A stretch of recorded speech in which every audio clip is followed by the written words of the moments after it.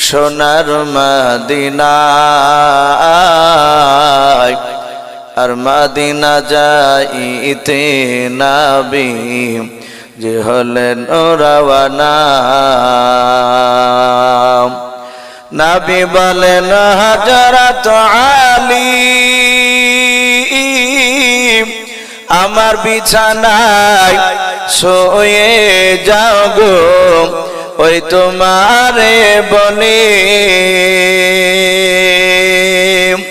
হযরত আলী শুয়ে গেলেন হযরত আলী শুয়ে গেলেন নবীর বিছানায় আর মদিনা যাইতে নবী যে হলেন রওয়ানা সৈয়দে আলম নবীজি সৈয়দে আলম নবীজি শাহে মদিনা আর মদিনা যাইতে নবী যে হলেন রওয়ানা ভাই সবাই আমরা প্রাণ ভরে মহব্বতে উচ্চ আওয়াজে একবার দুরূদ ইব্রাহিমটা পড়ে নি আল্লাহুম্মা সাল্লি আলা মুহাম্মাদি ওয়া আলা আলি মুহাম্মাদ কামা সাল্লাইতা আলা ইব্রাহিম ওয়া আলা আলি ইব্রাহিম ইন্নাকা হামিদুম মাজিদ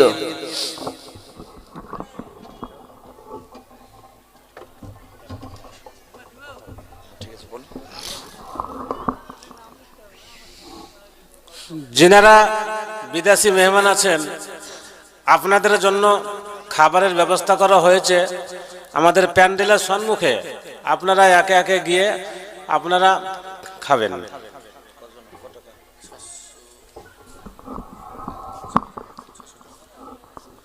একজন বেনামিতে তার শাশুড়ি মা মারা গিয়েছে তার উদ্দেশ্যে করে 600 টাকা দিয়েছে আল্লাহ রাব্বুল আলামিন তার 600 টাকা দানের বদলতে তার শাশুড়ি মার কবর আযাবকে মাফ করুন বলুন আল্লাহুম্মা আমিন তো ভাই যাই হোক দরুদটা সম্পূর্ণ হয়নি আরেকবার আমার সঙ্গে পড়েন আল্লাহুম্মা সাল্লি আলা মুহাম্মাদি ওয়া আলা আলি মুহাম্মাদ কামা সাল্লাইতা আলা ইব্রাহিম ওয়া আলা আলি ইব্রাহিম ইন্নাকা হামিদুম মাজিদ اللهم بارك على محمد وعلى آل محمد كما باركت على إبراهيم وعلى آل إبراهيم إنك حميد مجيد صلى الله تعالى عليه وسلم শ্রদ্ধেয় জনাব আজকের জালসা নির্বাচিত মনোনীত যোগ্যতম সভাপতি মহাশয় ও সম্মানিত আমন্ত্রিত ওলামা কেরাম ও আমার সম্মুখের শ্রদ্ধেয় জ্যেষ্ঠ বাবা জীবনেরা আমার সমবয়স্ক সমজস্ব যুবক ভাইয়েরা পর্দার আড়ালের মা বোনেরা সকলকে জানাই আমার বুক ভরা ভালোবাসা সালাম আসসালামু আলাইকুম ওয়া রাহমাতুল্লাহি ওয়া বারাকাতুহু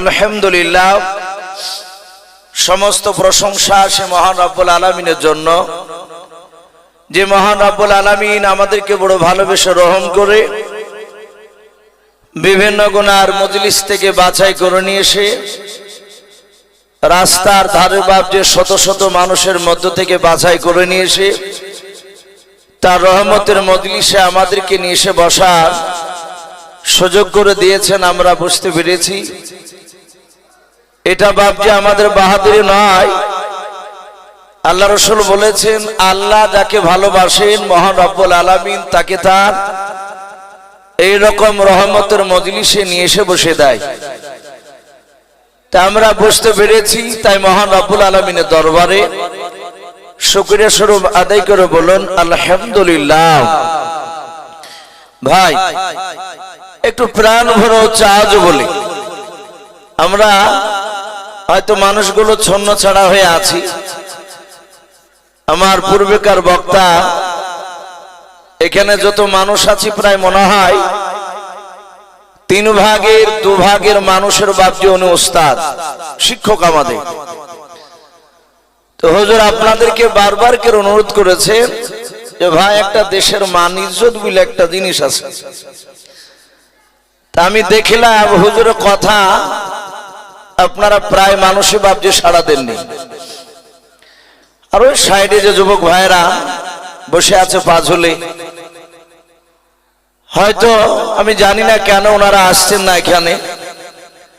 ভাই আমি অনুরোধ করব আপনারা ওইভাবে সাইডে না থেকে যদি একটু ভিতরে আসেন। গর্ব করা নাই, গতকালকে বাপজি আমি ছিলাম, ব্যতিক্রম হয়তো ডবল কালকে হয়ে গিয়েছিল। রাত্রি 7টা থেকে নিয়ে 9টা পর্যন্ত ছিলাম নাকাশিপাড়া থানা নদিয়ায়। রাধানগর বলে বাপজি একটা মাদ্রাসা, গোটা নদিয়া জেলার মধ্যে সবচেয়ে পুরানো ওই মাদ্রাসাটা। ওখানকার মওলানারা লোকে বলা বলি করছিল যে আনামনিক প্রায় মোটামুটি না হলেও 20,000 উপর মানুষ হবে। আমি যখন বক্তব্য দিছিলাম মানুষের মাথা শেষ বাপজি পাওয়া যাচ্ছিল না, এত মানুষ। একটা মানুষ অত বড় মাঠ, মাঝখানে একটা লোক বসে থাকার মতো বাপজি ফাঁকা জায়গা ছিল না। অনেক ইউটিউবে বাপজি ইউটিউবালারা গিয়েছিল, তারা রেকর্ডিং করছিল। ওখান থেকে বাপজি আমাদের পাশে হরিয়ারপাড়া পাশে গরিবপুর মাদ্রাসায় গতকালকে জালসা রাত 12টায় উঠেছিলাম। এই 12টার সময় ওঠাও বাপজি আশা করি, আমি জানি না ওখানে কেউ ছিলেন কিনা, এর চেয়ে মানুষ ওখানে ভালো ছিল রাত 12টার পরেও। ভাই যত বড় বক্তা হোক না কেন মানুষ সামনে না থাকলে বলতে ভালো লাগে না। অনেকে হয়তো ভাববেন যে আমাদের পাশেই তো বাড়ি এসবে, এই দরকার বক্তা হলে নাই তো কাছে গিয়ে বসা হতো, এটা ভাববো না ভাই। ওনারা যে হাদিস বলবে আমরাও সে হাদিস বলবো।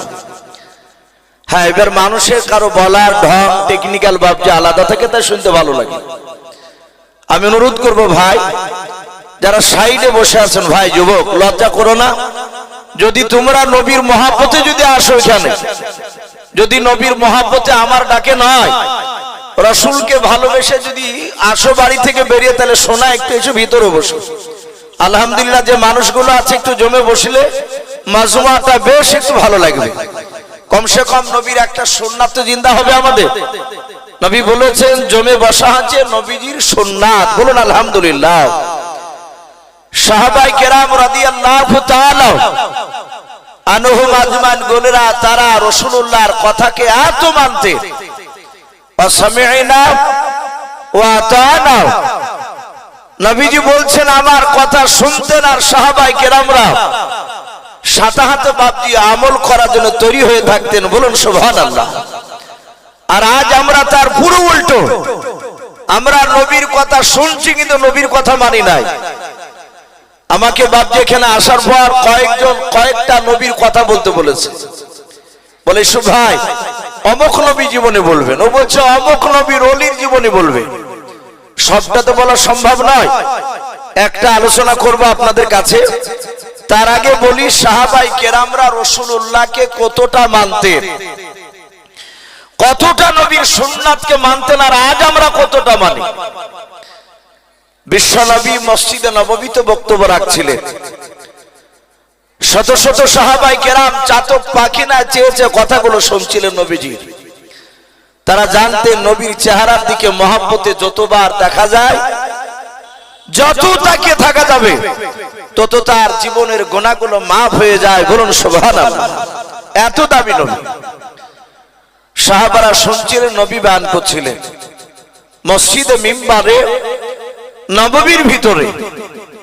আল্লাহ রাসূলের একজন বিশিষ্ট সাহাবা, বৃদ্ধ, যেনাকে হাদিসের ভাষায় মুরব্বী সাহাবা বলা হতো, ওনার নাম হযরত সালমান ফারসি রাদিয়াল্লাহু তাআলা আনহু। উনি বলেন আমি বাড়ি থেকে মসজিদে নববীতে যাচ্ছিলাম নবীজির কথা শোনার জন্য। আমি আগে আগে হেঁটে হেঁটে যাচ্ছিলাম, আমি দেখলাম আমার বেশ হাত 20 আগে আর একজন সাহাবা, যিনার নাম হযরত উরাইকা, রাদিয়াল্লাহু তাআলা আনহু বলে নাও। উনিও আগে আগে হেঁটে হেঁটে যাচ্ছিলেন।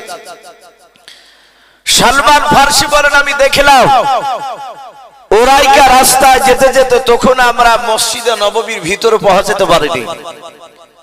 আমরা মসজিদে নববী দেখতে পাচ্ছিলাম 50 থেকে 60 হাত দূরে। সালমান বলেন আমি দেখলাম ওরাইকা রাস্তার ধারে হঠাৎ করে বসে পড়লেন। রাস্তায় হাঁটতে হাঁটতে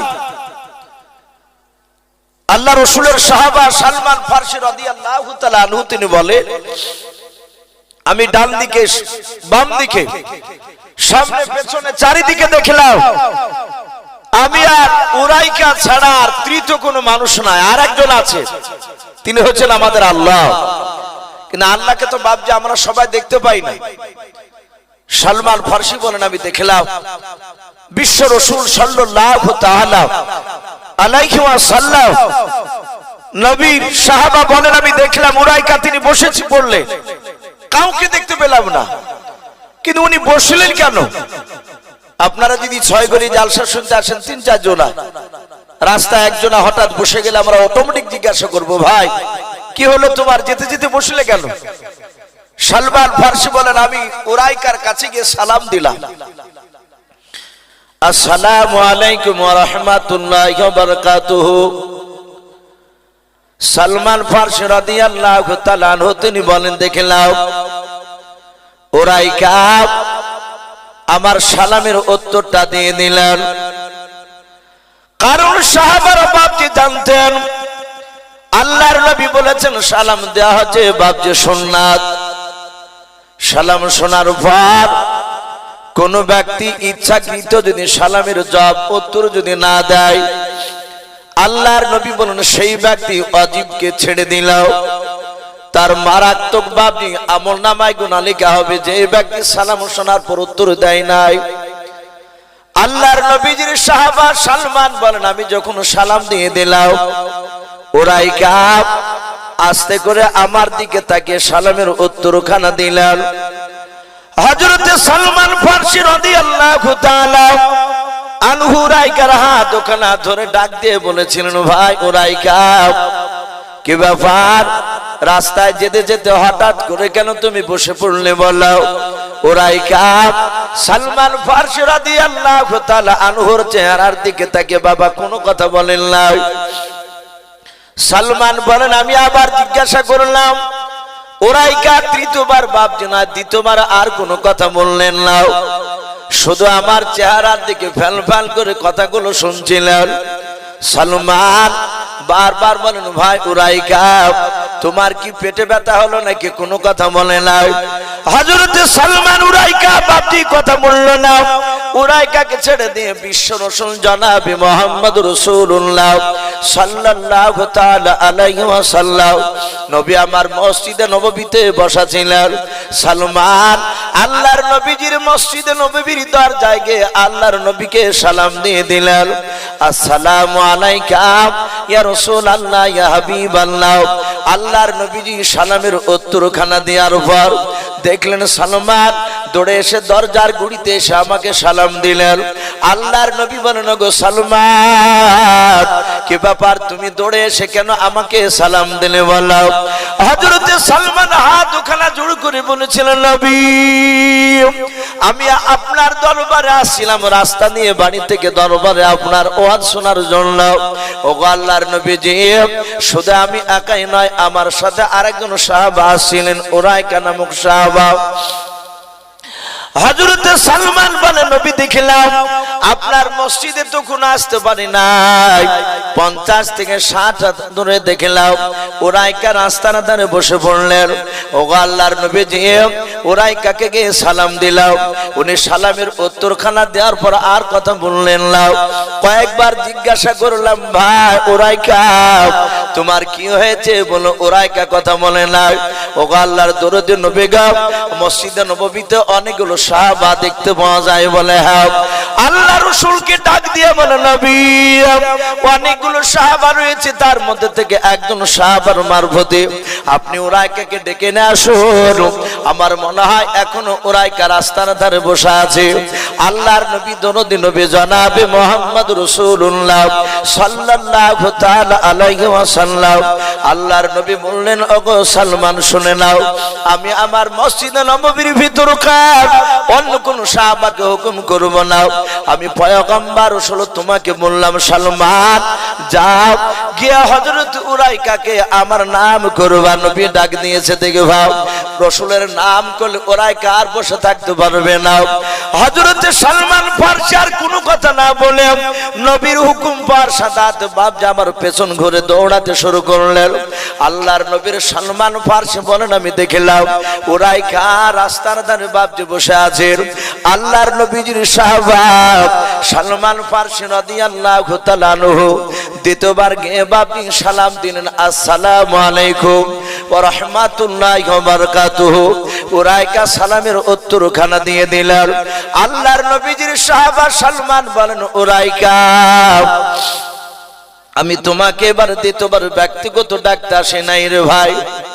এই উরাইকা আল্লাহর নবী জনাবে মুহাম্মদ রাসূলুল্লাহ সাল্লাল্লাহু তাআলা আলাইহি ওয়াসাল্লাম তোমাকে ডাক দিয়েছে। হযরত সালমান বলে, যখন নবীর নাম করলাম উরাইকা আর বসে থাকলো না, চট করে দাঁড়িয়ে গেল। দাঁড়িয়ে যাওয়ার পর হযরত উরাইকা ডাক দিয়ে বললেন, ভাই সালমান তাড়াতাড়ি বলুন ভাই, কেন তুমি আমাকে ডাক দিতেছো? বলে নবী ডাক দিছে। বলে নবী যে বাড়িতে আছে না মসজিদে নববীতে আছে। আল্লাহর নবীর সাহাবা সালমান বলে, যখন বললাম মসজিদে নববীতে আছে, হযরত উরাইকা আর দাঁড়িয়ে থাকতে পারলেন না, সোজা দৌড়ে গিয়ে মসজিদে নববীর দরজায়। সালমান ফারসি বলেন, আমি উরাইকার পেছন পেছন দৌড়ে চলে গেলাম। উরাইকা নবীজির কাছে গিয়ে বললেন, হুজুর আপনি আমাকে কেন ডাক দিলেন বলেন। উরাইকা নবীজিকে সালাম দিলেন। আল্লাহর নবী সালামের উত্তর দিয়ে বলেন, ওগো উরাইকা তুমি আমার দরবারে আস্তে আস্তে রাস্তায় কেন বসে গিয়েছিলে বলো। উরাইকা সঙ্গে সঙ্গে নবীর দিকে ইশারা করে বলছেন, হুজুর আমার কিছু হয় নাই। আল্লাহর নবী বলেন, ওগো উরাইকা তাড়াতাড়ি বলো তোমার কি হয়েছিল, কেন বসে গিয়েছিলে বলো।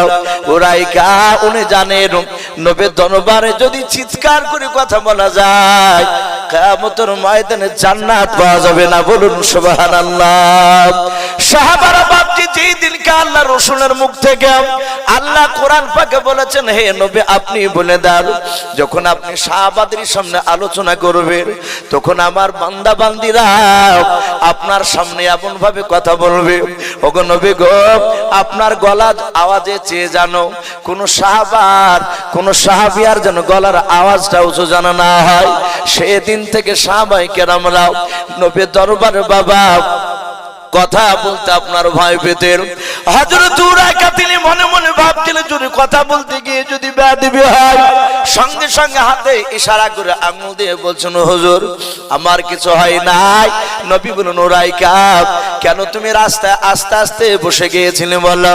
উরাইকা আস্তে করে বলছেন, নবী আপনি আমাকে বসতে বলেছিলেন তাই আমি রাস্তার ধারে বসে গিয়েছিলাম। বলুন সুবহানাল্লাহ। কোন উত্তর নাই, শুধু ওইটাই উত্তর।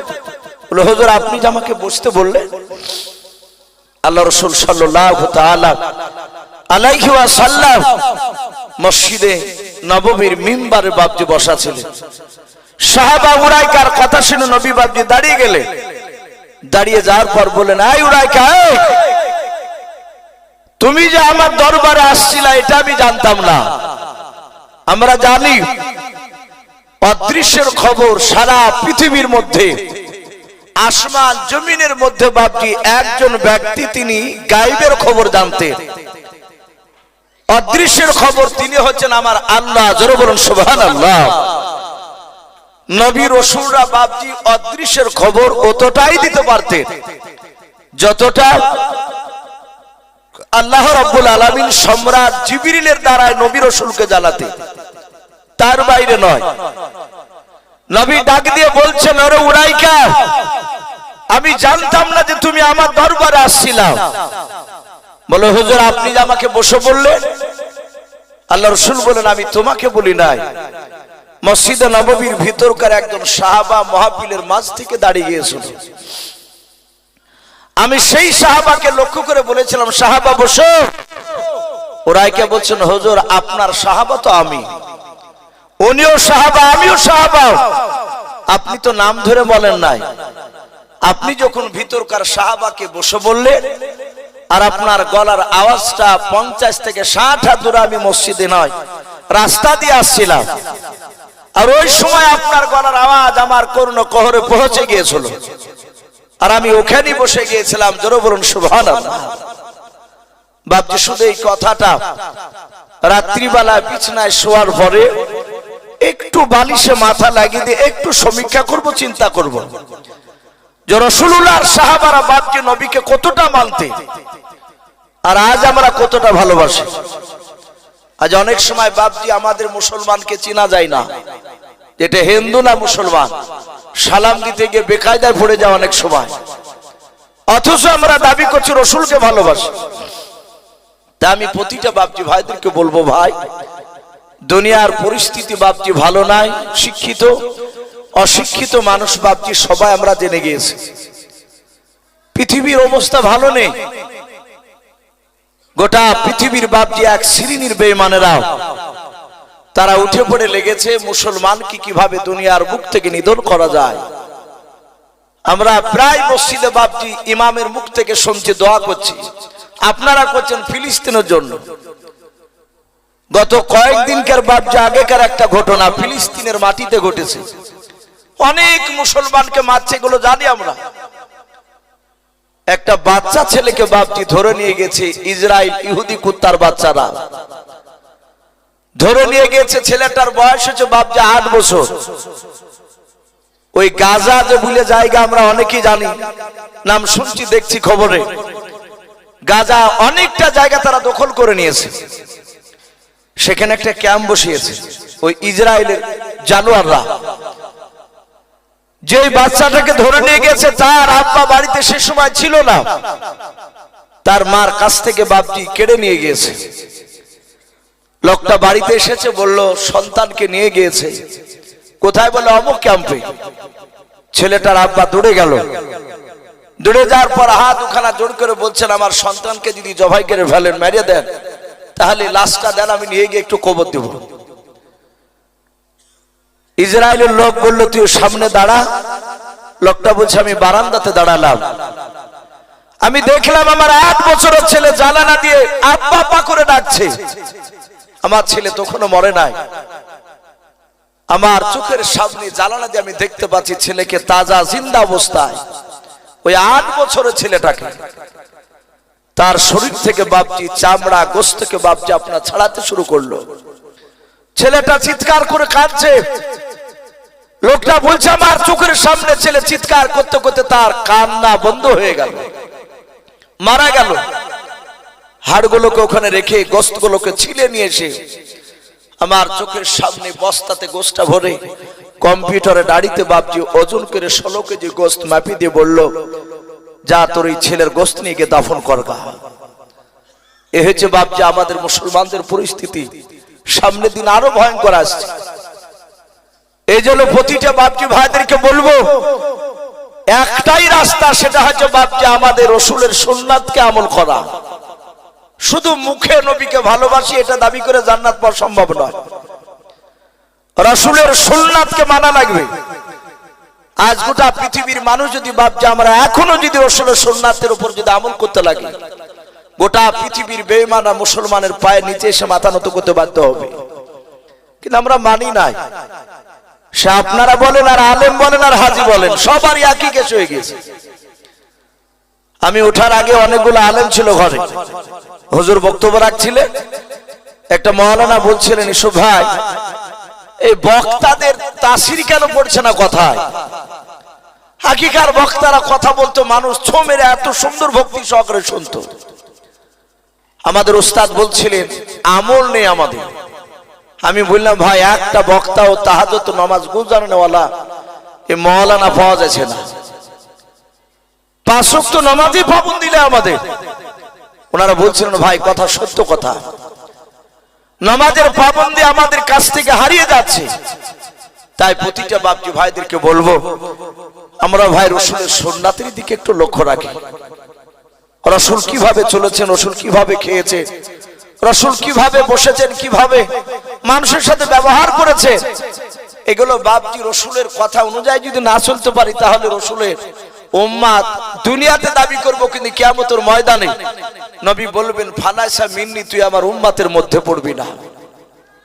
ভাই আমি আপনাদের কাছে বাপজি আলোচনা করব বলে কোরআন শরীফে বাপজি 114টা সূরা আছে, তার মধ্যে থেকে একটা সূরা সূরাতুন নামাল 19 পারাতে রয়েছে। আমি খুতবা যখন আয়াতগুলো পড়ছিলাম, যারা উলামা তারা বুঝতে পেরেছেন যে আমি কোন বিষয়ে কথাটা বলবো। আমরা জানি কোরআন শরীফে বাপজি মাত্র টোটাল 25টা নবী রাসূলের নাম আছে, বলুন আলহামদুলিল্লাহ। কটা বললাম? 25টা। অথচ উলামার মুখে শুনতে পাই 1,24,000, মতান্তরে 2,24,000 নবী রাসূল। বলে না মৌলানারা? এতগুলো নবী রাসূলের মধ্যে থেকে মাত্র 25টা নাম হচ্ছে পাওয়া যায় কোরআনে। আল্লাহ রাব্বুল আলামিন এই 25টা নবী রাসূলের মধ্যে থেকে বাপ্পাটার নাম একসাথে নিয়েছে। ওয়ালাকাদ আতাইনা দাউদ ওয়া সুলাইমান ইলমা। এখানে দাউদ নবী আর সুলাইমান আলাইহিস সালামের নাম এসেছে। আল্লাহ নিজে বলছেন আমি দাউদ নবী তার সন্তান সুলাইমান আলাইহিস সালামকে আমি অনেক ইলম, তাদেরকে জ্ঞান আমি দান করেছিলাম, বলুন আলহামদুলিল্লাহ। ওনাদের জ্ঞান কতটা দান করেছিলেন? কোরআন শরীফে তাফসীরে মারিফুল কোরআন এসেছে হযরতে দাউদ আলাইহিস সালামকে আল্লাহ রাব্বুল আলামিন সবচেয়ে একটা বড় মুজিজা দিয়েছিলেন। সেটা মুজিজা হচ্ছে ওনার এই হাতটা বাপজি লোহাতে ঠেকলে সে যত কুইন্টালি মোটা লোহার রড হোক না কেন, লোহাতে এমনি করে বিসমিল্লাহ বিলে হাত দিলে লোহাটা আটার মতো বাপজি নরম হয়ে যেত, বলুন সুবহানাল্লাহ। এটা ছিল দাউদ নবী আলাইহিস সালামের সবচেয়ে বড় মুজিজা। উনি হাত দিয়ে দিয়ে লোহাকে টেনে টেনে যা ইচ্ছা তাই তৈরি করতেন। ওনারই ছেলে সুলাইমান, আল্লাহ বলছে আমি ওকেও ইলম জ্ঞান আমি দান করেছিলাম। সম্মানিত ভাইরা আমার, বাবা জীবনেরা, হযরত নবী সুলাইমান আলাইহিস সালাম এত বড় বাপজি ইলমওয়ালা ছিলেন, এত জ্ঞানওয়ালা ছিলেন। কিতাবে লিখেছে হযরত সুলাইমান আলাইহিস সালাম তার আব্বা দাউদ নবী আলাইহিস সালাম উনি যখন বাপজি বাদশা ছিলেন এই দাউদ নবী আলাইহিস সালাম, সেই সময় দাউদ নবী আলাইহিস সালাম তিনি একটা বিচার করে দিয়েছিলেন। কিতাবে লিখেছে নবী সুলাইমান আলাইহিস সালামের বাপজি মাত্র বয়স ছিল সেই সময় 4 থেকে 4.5 বছর, বলুন আলহামদুলিল্লাহ। 4 থেকে 4.5 বছর বাচ্চা। কিতাবে আরো লিখেছে নবী সুলাইমানের জামানায় মানুষ বয়স পেত 250, 300, 400 বছর পর্যন্ত। এই নবী সুলাইমান আলাইহিস সালাম তিনি পাড়া ছেলেদের সাথে বাপজি বাড়ির সামনে খেলাধুলা করছিলেন। খেলাধুলা করতে করতে হঠাৎ করে সুলাইমান আলাইহিস সালাম তিনি বাচ্চা ছেলে দেখলে দুটো মেয়েতে বাপজি তারা একটা বাচ্চাকে কোলে করে নিয়ে দুজনাতি বাচ্চাটাকে ধরে, ও বলছে আমার বাচ্চা, ও বলছে আমার বাচ্চা। এরা দুজনায় ঝগড়া করতে করতে করতে করতে সুলাইমান তিনি দেখলে তার আব্বা দাউদ নবী আলাইহিস সালামের ঘরের দিকে চলে গেলেন। হযরতে সুলাইমান ওনার আব্বার কাছে যেতে দেখে উনি আবার খেলাধুলা শুরু করে দিলেন। বেশ কিছুক্ষণ পর সুলাইমান দেখলেন যেই মেয়ে দুটো বাপজি ঝগড়া করতে করতে গেল, ওই মেয়ে দুটো তার মধ্যে একটা মেয়েতে বাপজি বাচ্চাকে কোলে করে নিয়ে সোয়াগ করছে, সন্তানকে গালে মুখে চুমা দিচ্ছে। আনন্দ করতে করতে বাপজি বাচ্চাটা নিয়ে সেই বাচ্চার মা কোলে করে নিয়ে হাসতে হাসতে চলে যাচ্ছে। সুলাইমান আলাইহিস সালাম এভাবে পেছন ঘুরে তাকে দেখলেন, দুটো মেয়েতে ঝগড়া করতে করতে গেল। এ হাসতে হাসতে যাচ্ছে, পেছনকার মেয়েটা দেখছে কাঁদতে কাঁদতে যাচ্ছে। সুলাইমান তিনি জানতে, উনি দেখেছিলেন ছোট থেকে যে আব্বা দরবারে মানুষ কাঁদতে কাঁদতে গেলে ফিরার পথে আর কাঁদতে কাঁদতে যায় নাই। বলুন সুবহানাল্লাহ। তারা হাসতে হাসতে যায়, ঝগড়া করতে করতে গেলে বাপজি আর ঝগড়া করতে করতে ফিরে যায় না। সুলাইমান চিন্তা করলেন এই মেয়েটা কাঁদতে কাঁদতে যাচ্ছে কেন। সুলাইমান বাচ্চা ছেলেদের সাথে খেলা বন্ধ করে, 4 থেকে 4.5 বছর বাচ্চা, মানে একেবারে ছোট। সুলাইমান ডাক দিয়ে বলছে, নাই মা, এই দাঁড়াও। ওরা দুটো মেয়ে বাপজি দাঁড়িয়ে গেল। যে কোলে বাচ্চা নিয়ে হাসছিল সে দাঁড়ালো, যে কাঁদতে কাঁদতে যাচ্ছিল সেও দাঁড়িয়ে গেল। সুলাইমান যে মেয়েটা কাঁদছিল তার সামনে গিয়ে বলছে, মা, আমি আব্বার দরবারে এইভাবে তো আমি আশা রাখিনি যে মানুষ কাঁদতে কাঁদতে যায়, কাউকে দেখতে পাই না এইভাবে, কিন্তু আজ তুমি কাঁদছো কেন? যে মেয়েটা কাঁদছিল সে মেয়েটা বলল, তোর নাম কি? সে জানে না যে ইনি দাউদ নবীর সন্তান। সুলাইমান বললেন আস্তে করে, আমার নাম সুলাইমান। উনি যে নবী তা মানুষ তো জানে না। সুলাইমান তখন যে নবী হবেন সুলাইমানও জানেন না। সুলাইমান আলাইহিস সালাম বললেন, আমার নাম সুলাইমান। ডাক দিয়ে বলল, তুই তো খেলাধুলা করছিস এখানেই? বলে হ্যাঁ। তাহলে নিশ্চয় তোর দাউদ নবী কে হয় সম্পর্কে? সুলাইমান বললেন, উনি আমার আব্বাজান হয়। যখনই আব্বাজান বললে সাথে সাথে মেয়েটা আরো চিৎকার করে কেঁদে উঠে বলল, এই সুলাইমান, তোর আব্বা আমার ন্যায্য বিচার করে দিতে পারেনি। শোন, কিয়ামতের ময়দানে যেদিন লক্ষ লক্ষ নয় কোটি কোটি মানুষের সমাগম হবে, সেই দিন তোর আব্বার কলার খানাকে জামা ধরবো, ধরে টানতে টানতে নিয়ে গিয়ে আল্লাহর দরবারে গিয়ে তোর আব্বার বিরুদ্ধে আমি মামলা দায়ের করে দেবো, বিচার দিয়ে দেব। সুলাইমান আলাইহিস সালাম তার আব্বার কলার ধরে জাহান্নামে নয় আল্লাহর কাঠ গড়ায় বিচার দিব বলেছে। আর সাথে সাথে সুলাইমানের 2 চোখের কোনা দিয়ে পানি ঝরতে লাগলো, কাঁদতে লাগলে। মেয়েটা বলে, তুই কাঁদছিস কেন? ডাক দিয়ে বলেছিল, মা, তুমি আমার আব্বার বিরুদ্ধে বিচার দেবা নাও। বলে, সুলাইমান, তোর আব্বা তো ন্যায্য বিচার করে দিতে পারে না, আমি বিচার দেব। হযরত সুলাইমান ডাক দিয়ে বলেছিল, মা,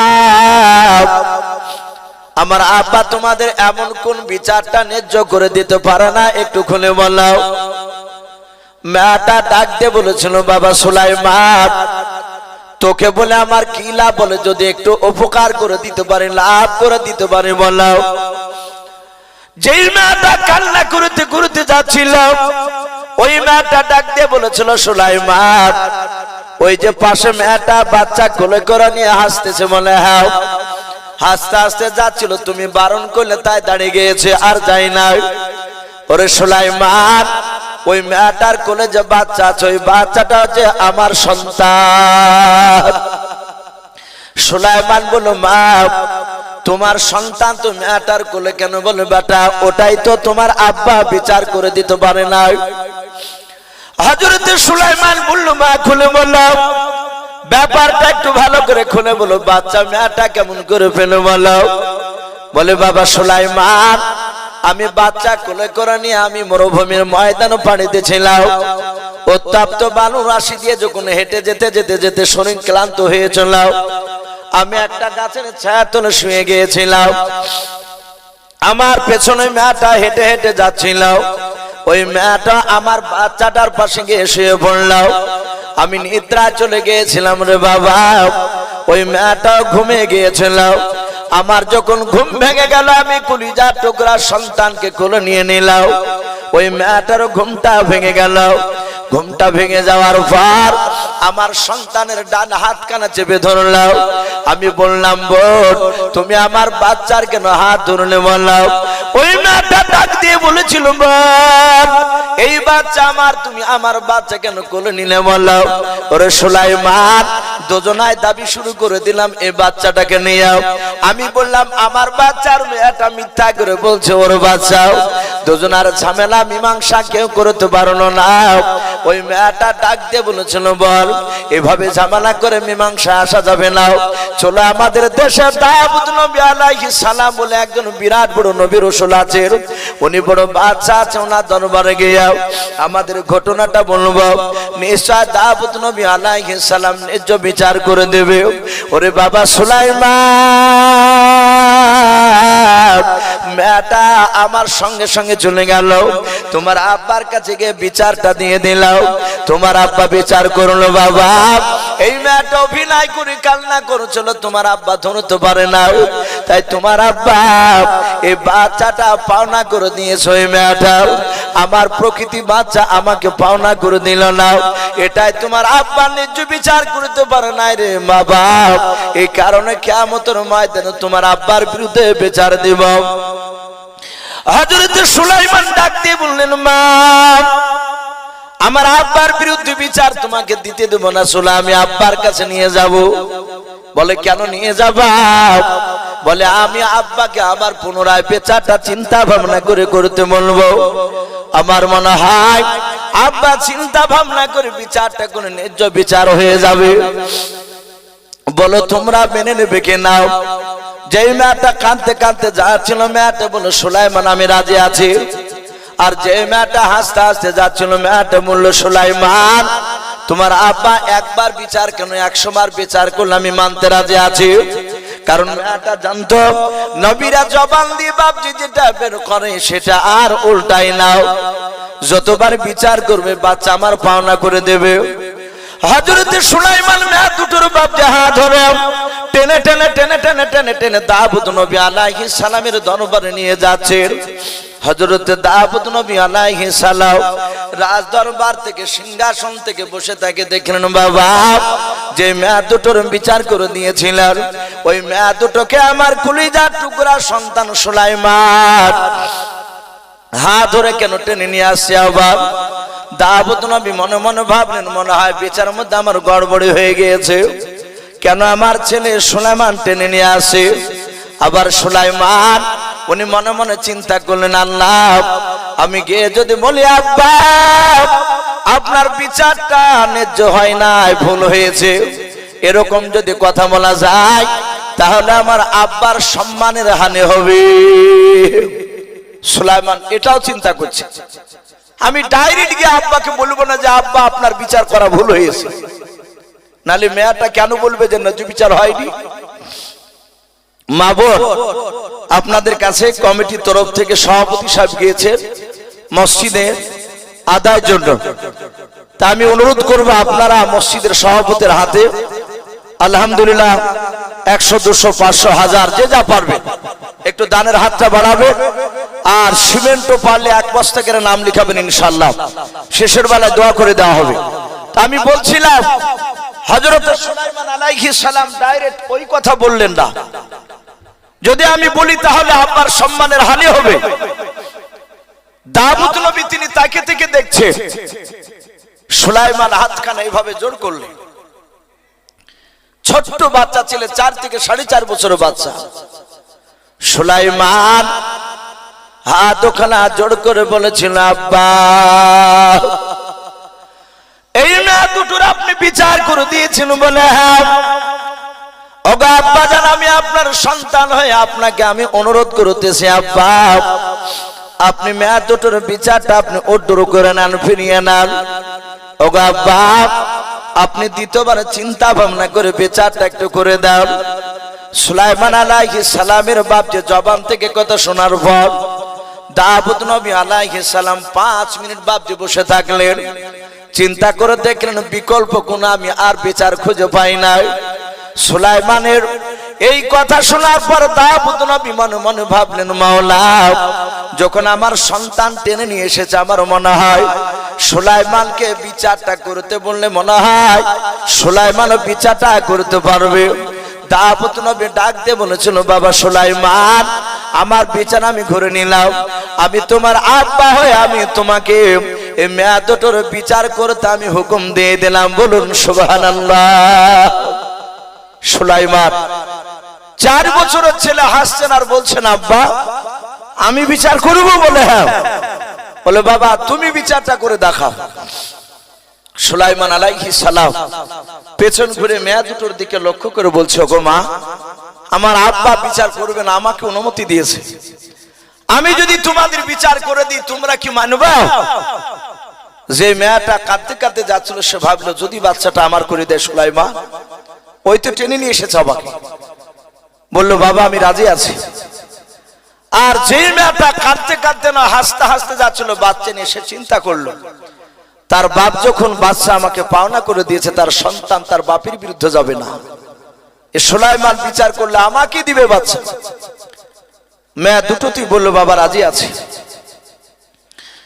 সুলাইমান আলাইহিস সালাম হাত বাড়িয়ে বাচ্চাটা ধরে নিলেন মেয়েটাকে ডাক দিয়ে বলে মা বাচ্চাটা দিয়ে দাও হযরত সুলাইমানের হাতে দিয়ে দিলেন বাচ্চা ধরে নিলেন ছোট্ট বাচ্চা ছেলে সুলাইমান বাচ্চা নেওয়ার পর উনি তাকে দেখলেন আব্বা দাউদ নবী আলাইহিস সালাম রাজদরবারে বসাও উনি হেঁটে গিয়ে বলেন আব্বা বাচ্চাটা আপনি কোলে ধরুন সুলাইমান বাচ্চাটা দিয়ে বাপজা আর কোনো কথা বললেন না সোজা বাড়ির দিকে দৌড়ে চলে গেলেন দাউদ নবী মনে মনে চিন্তা করলেন মাওলা আমার মনে হয় সুলাইমানকে বিচার করতে বলা বড় অন্যায় হয়ে গিয়েছে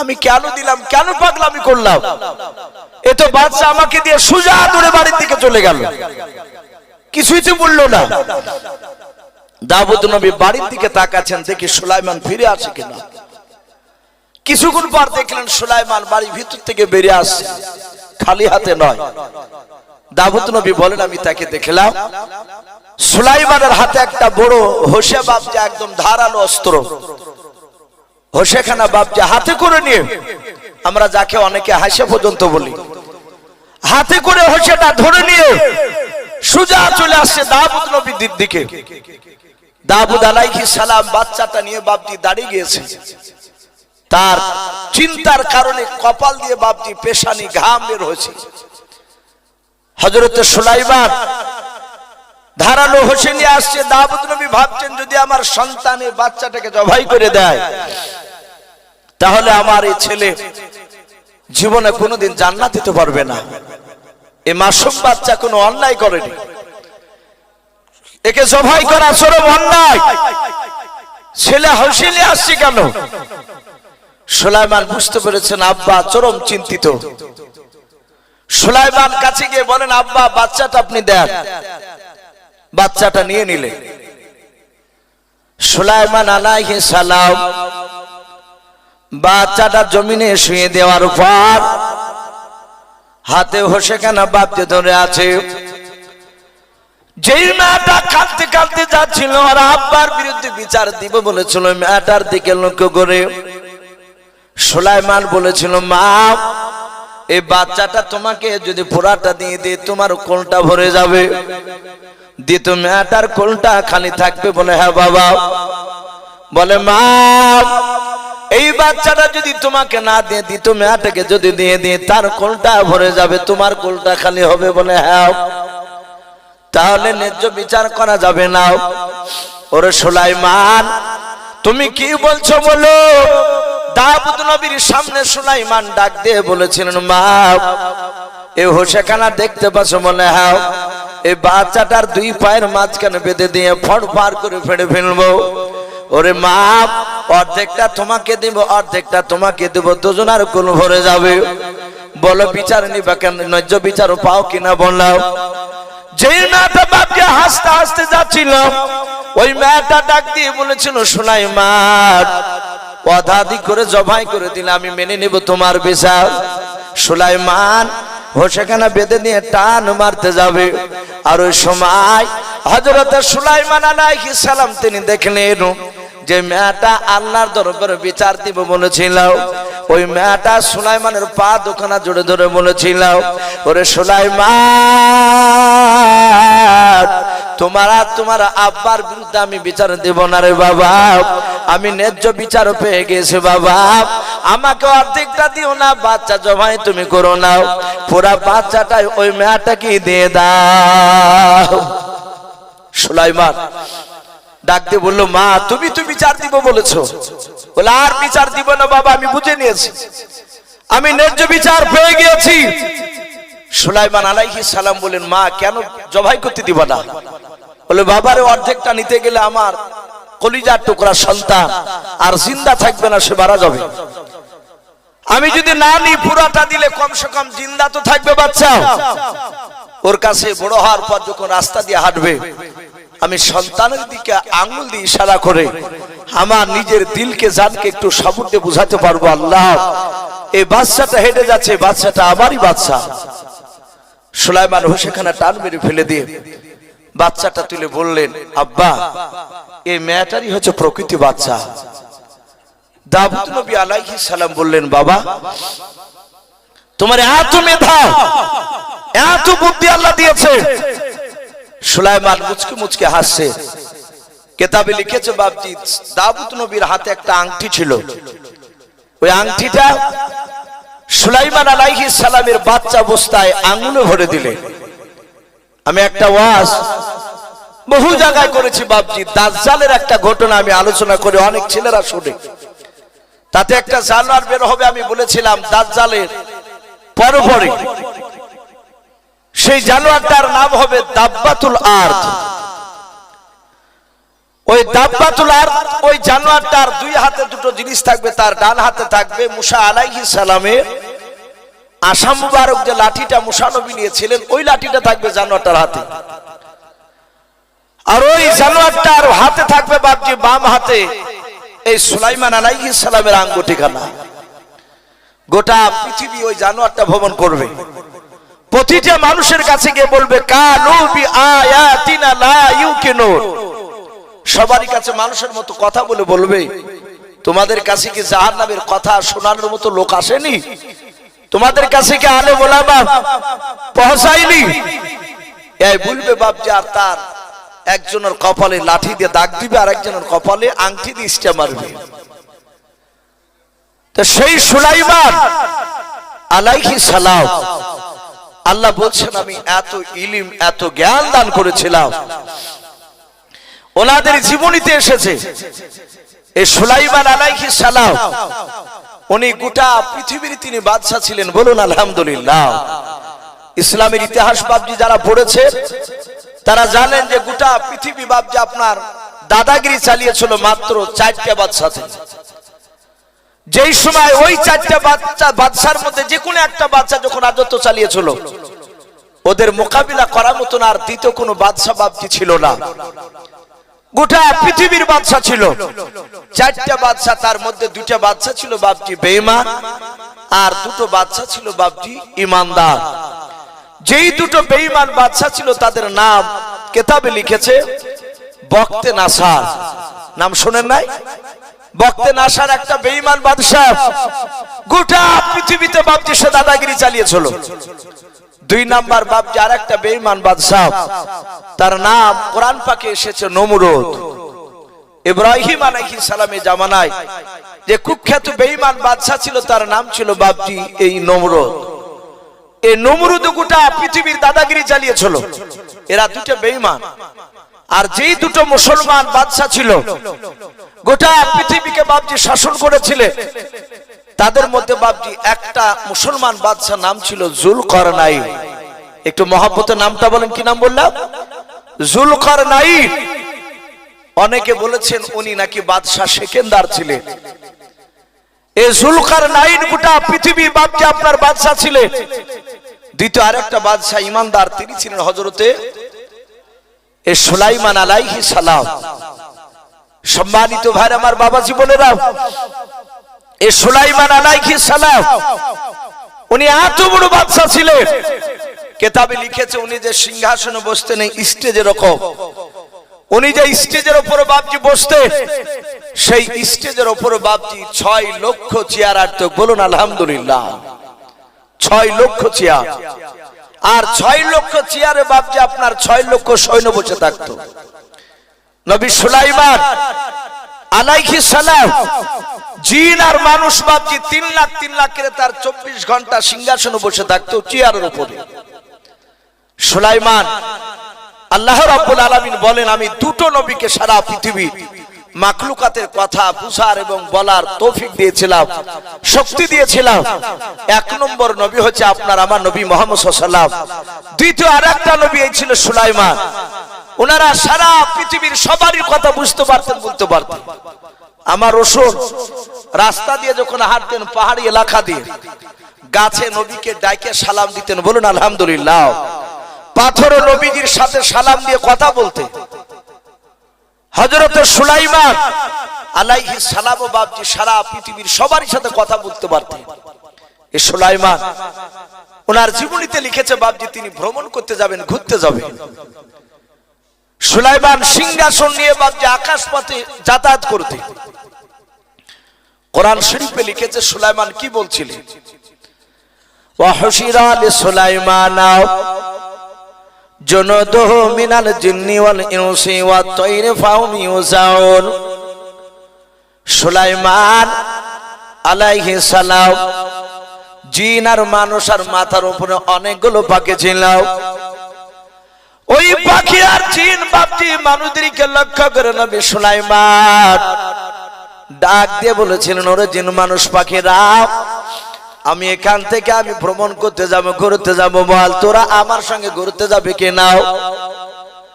জিন আর মানুষ আর পাখি তাদের আপন আপন বাপজি ভাষায় নবী সুলাইমান আলাইহিস সালামকে ডাক দিয়ে বলেছিল, নবী আপনি যেই দিকে নিয়ে যাবেন সেই দিকে আমরা যেতে রাজি আছি।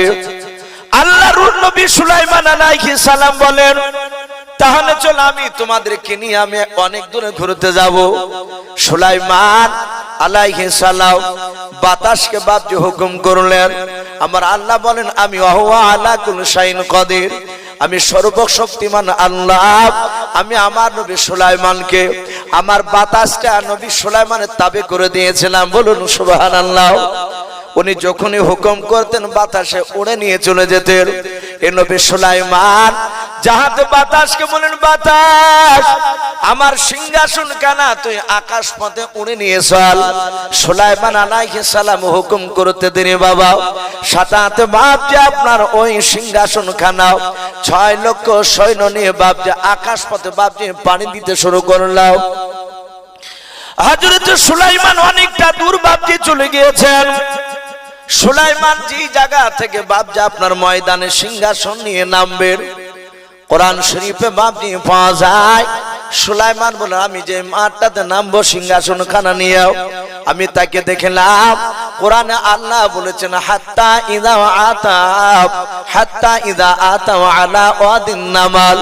সুলাইমান বলেন, আমি দেখলাম ওই ময়দানে, যেই ময়দানে আমি গিয়ে নামবো ওই ময়দানে দেখলাম হাজার হাজার লক্ষ লক্ষ পিঁপড়া ঘোরাফেরা করেছিল। হযরত সুলাইমান বলে, আমি বাতাসকে বললাম, বাতাস ওই দেখ ময়দান দেখতে পাওয়া যাচ্ছে। বলে, হ্যাঁ ওই ময়দানে নিয়ে গিয়ে আমার সিংহাসন কেন নামে দেবে। যাহাতে আমি কথা বললাম আর দেখলাম ওই লক্ষ লক্ষ পিঁপড়ার মধ্যে থেকে বাবা একটা পিঁপড়া হঠাৎ করে কি জানো আমার দিকে তাকানোর পর, সুলাইমান নবীর সিংহাসনের দিকে তাকানোর পর তার সাথীদেরকে বাপজি কি যেন গুনগুন করে বললাম। সুলাইমান বলেন, আমি সিংহাসন নিয়ে নামতে নামতে আমি দেখলাম লক্ষ লক্ষ পিঁপড়া সব হুড় হুড় করে তারা আপন আপন গর্তে চলে গেল। বলুন সুবহানাল্লাহ। সুলাইমান বলে, সব পিঁপড়া গর্তে চলে গেল, শুধু একটা পিঁপড়া লক্ষ লক্ষ পিঁপড়ার মধ্যে একটা পিঁপড়া দাঁড়িয়ে আছে, সে গর্তে গেল না। সুলাইমান বলেন, আমি নামলাম সিংহাসন থেকে জমিনে নামার পরে হেঁটে গিয়ে ওই যে পিঁপড়াটা দাঁড়িয়ে ছিল ওই পিঁপড়াটা ডান হাতে সুলাইমান ধরে বাম হাতে তালুতে নিলেন। নেয়ার পরে ডাক দিয়ে সুলাইমান পিঁপড়ার ভাষাতে পিঁপড়াকে বলছে, এই পিঁপড়া, তুই আবার সিংহাসন খানা দেখে এমন কি বললি তোর প্রজাদেরকে? আর তারা গর্তে হুড়হুড় করে চলে গেল। মাশাআল্লাহ, মা বোনদের কাছ থেকে 2700 টাকা আর 5 বস্তা সিমেন্ট পাওয়া গিয়েছেন। বলেন নারে তাকবীর। আল্লাহ তাদের সকলের দানকে আল্লাহ কবুল করুন, বলুন আল্লাহুম্মা আমিন। ভাই, যেহেতু মসজিদের উন্নতি কল্পে জালসা আপনারা যথেষ্ট আমার হুজুরের হাতে দিয়েছে, এখানে অনেক বাপজি ভাই আছেন, আপনারা দিয়েছে ভাই বেশি নাই, মাত্র আমি এই বক্তব্যের মধ্যে সুপাশে হুজুর বলেছিলেন যে বাবা একটু চায়ে দেখবা কিছু মানুষ দিবে আবার শেষে বেলা। যদি এখানে কোন আল্লাহর বান্দা বাপজি থাকেন, আমি 1000 2000 করে আপনাদের কাছে চাইবো না, অনেকে দিয়েছেন আপনারা। যদি পারেন 100 200 করে বাপজি টাকা, আর না হলে একটা বস্তা করে বাপজি সিমেন্ট, আমরা যদি বাপজি 20 জন যদি বাপজি আপনার লিখায় তো 20 বস্তা সিমেন্ট হয়ে যাবে ইনশাআল্লাহ। অনেক টাকা দরকার আছে বাপজি মসজিদে, তাই ভাই আমি কয়েক মিনিটের মধ্যে একটু দেখতে চাই, যদি কেউ থাকেন 200 100 500, নাহলে বাপজি 1 বস্তা করে সিমেন্ট। জি, যদি থাকেন কোন বাপজি কোন ভাই একটু আসি, দুনিয়া সব পড়ে থাকবে বাপজি, খালি হাত নিয়ে বাপজি আমাদেরকে কবরে যাওয়া লাগবে। বাদশাহ সেকেন্দার, এই যে জুলকারনাইন যার কথা বলছিলাম, গোটা পৃথিবীর বাদশাহ চালানোর পরে ওনার ভক্তদেরকে বলেছিলেন বাবা আমি ইন্তেকাল করে গেলে আমাকে যখন কাফন পরাবা, খাটলিতে করে যখন নিয়ে যাবা, তখন কাফনের বাইরে আমার দুখানা হাত একটু বের করে দিও।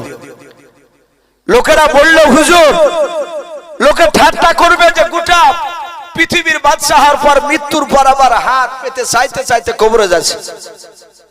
উনি কেঁদে কেঁদে বলেছিলেন আমি চাইতে চাইতে যাচ্ছি, এটা আমার উদ্দেশ্য নয়, মানুষকে আমি দেখাতে চাইবো দেখ গোটা পৃথিবীর বাদশাহ হওয়ার পরও মৃত্যুর পর দুখানা হাত নিয়ে শুধু খালি কবরে যেতে হচ্ছে। তাই ভাই আমাদেরকে সব ফেলে দিয়ে চলে যেতে হবে। অনেক জায়গায় এরকম শোনা যাচ্ছে মানুষ তার বাপকে দাফন করার আগে তার সয় সম্পত্তি ভাগ নিয়ে ঝামেলা শুরু করছে, অনেক জায়গায় এরকম ঘটছে।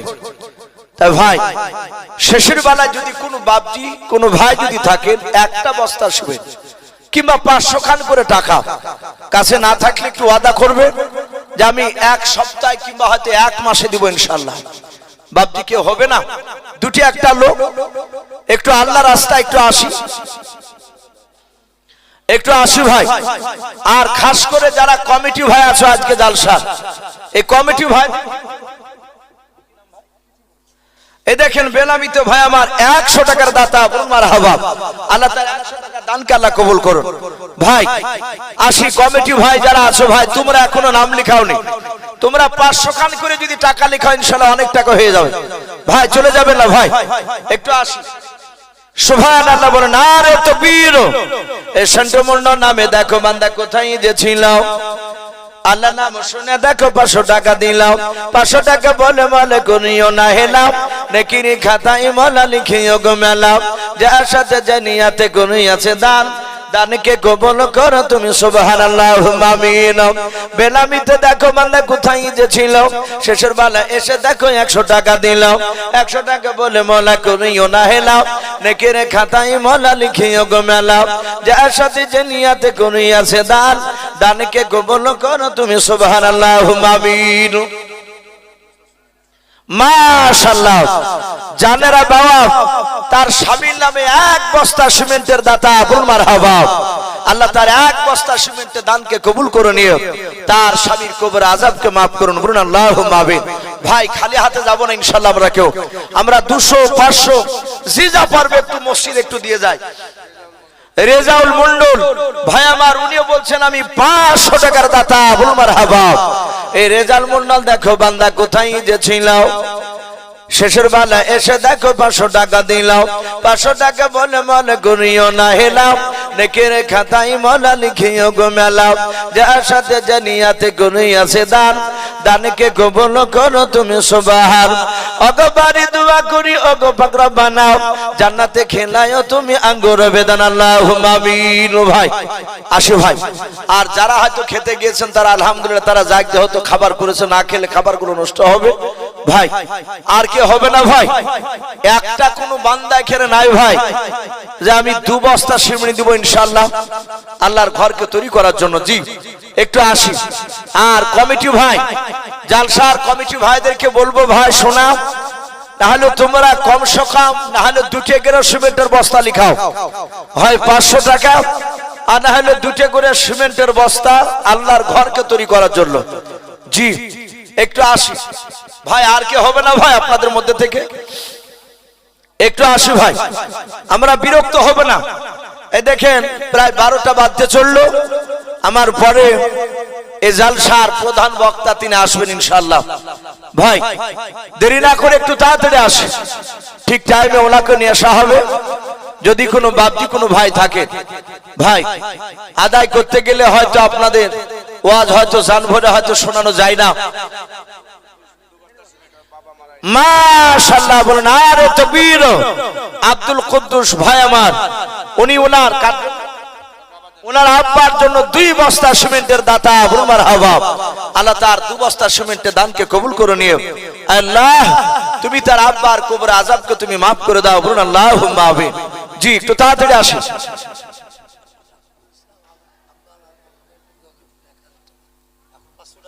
মাশাআল্লাহ কি নাম বলি? রাফিকুল ইসলাম। তার আব্বা মা বেঁচে আছে? মা মারা গেছে? আব্বা মা দুটি? আব্বা মা রাফিকুল ইসলামের মারা গিয়েছে। উনি বলছেন আমি 1000 টাকার দাতা, বলুন মারহাবা। নগদ 500 টাকা আর 500 টাকা উনি পরে দিবে। আল্লাহ যার বাপ নাই মা নাই সে জানে যে পৃথিবীটা কত কঠিন, বাপ মা কত দামি, তাই তার আব্বা মা চলে গেছে, তার আব্বা মা নামে 1000 টাকা দান করেছেন গো মাওলা, তুমি তার 1000 টাকার দানকে কবুল করে নিও, তার আব্বা মার কবর আযাবকে maaf করে দাও, বলুন আল্লাহুম্মা আমিন। আল্লাহ রাফিকুল ইসলামের রুজিতে বরকত দাও, তার হায়াতে তয়্যিবা সেহাতে কুল্লিয়া তুমি দান করো, বলুন আল্লাহুম্মা আমিন। ভাই আর কি হবে না ভাই? জি আমি কমিটি ভাইকে একটু অনুরোধ করেছি ভাই, ভাই 500 টাকা করে সব কমিটি ভাই, আর নাহলে 2 বস্তা করে সিমেন্ট ভাই একটু নাম লিখাও ভাই। একটু আসো ভাই, এখানে হয়তো ঠিকাদার আছেন আমি হয়তো চিনি না ভাই, একটু শরীক হই। আল্লাহ বহু টাকা দিয়েছেন আপনাদের ভাই, যারা আছি তারা কেউ খালি হাতে যাব না ভাই ইনশাআল্লাহ।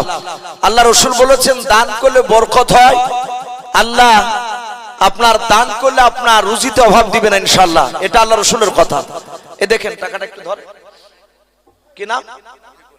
মাফিকুল ইসলাম। বলেন আরে তাকবীর।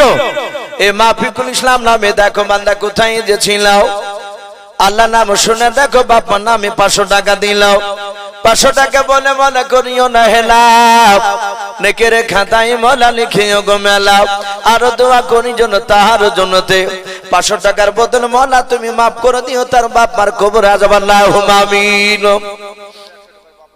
গোলাম মুর্তজা নামে দেখো বান্দা কোথায় যে ছিল, বাপের নামে এসে দেখো 100 টাকা দিল, যে আশাতে যে নিয়াতে করিয়াছে দান, দানকে কবুল করো তুমি সুবহান।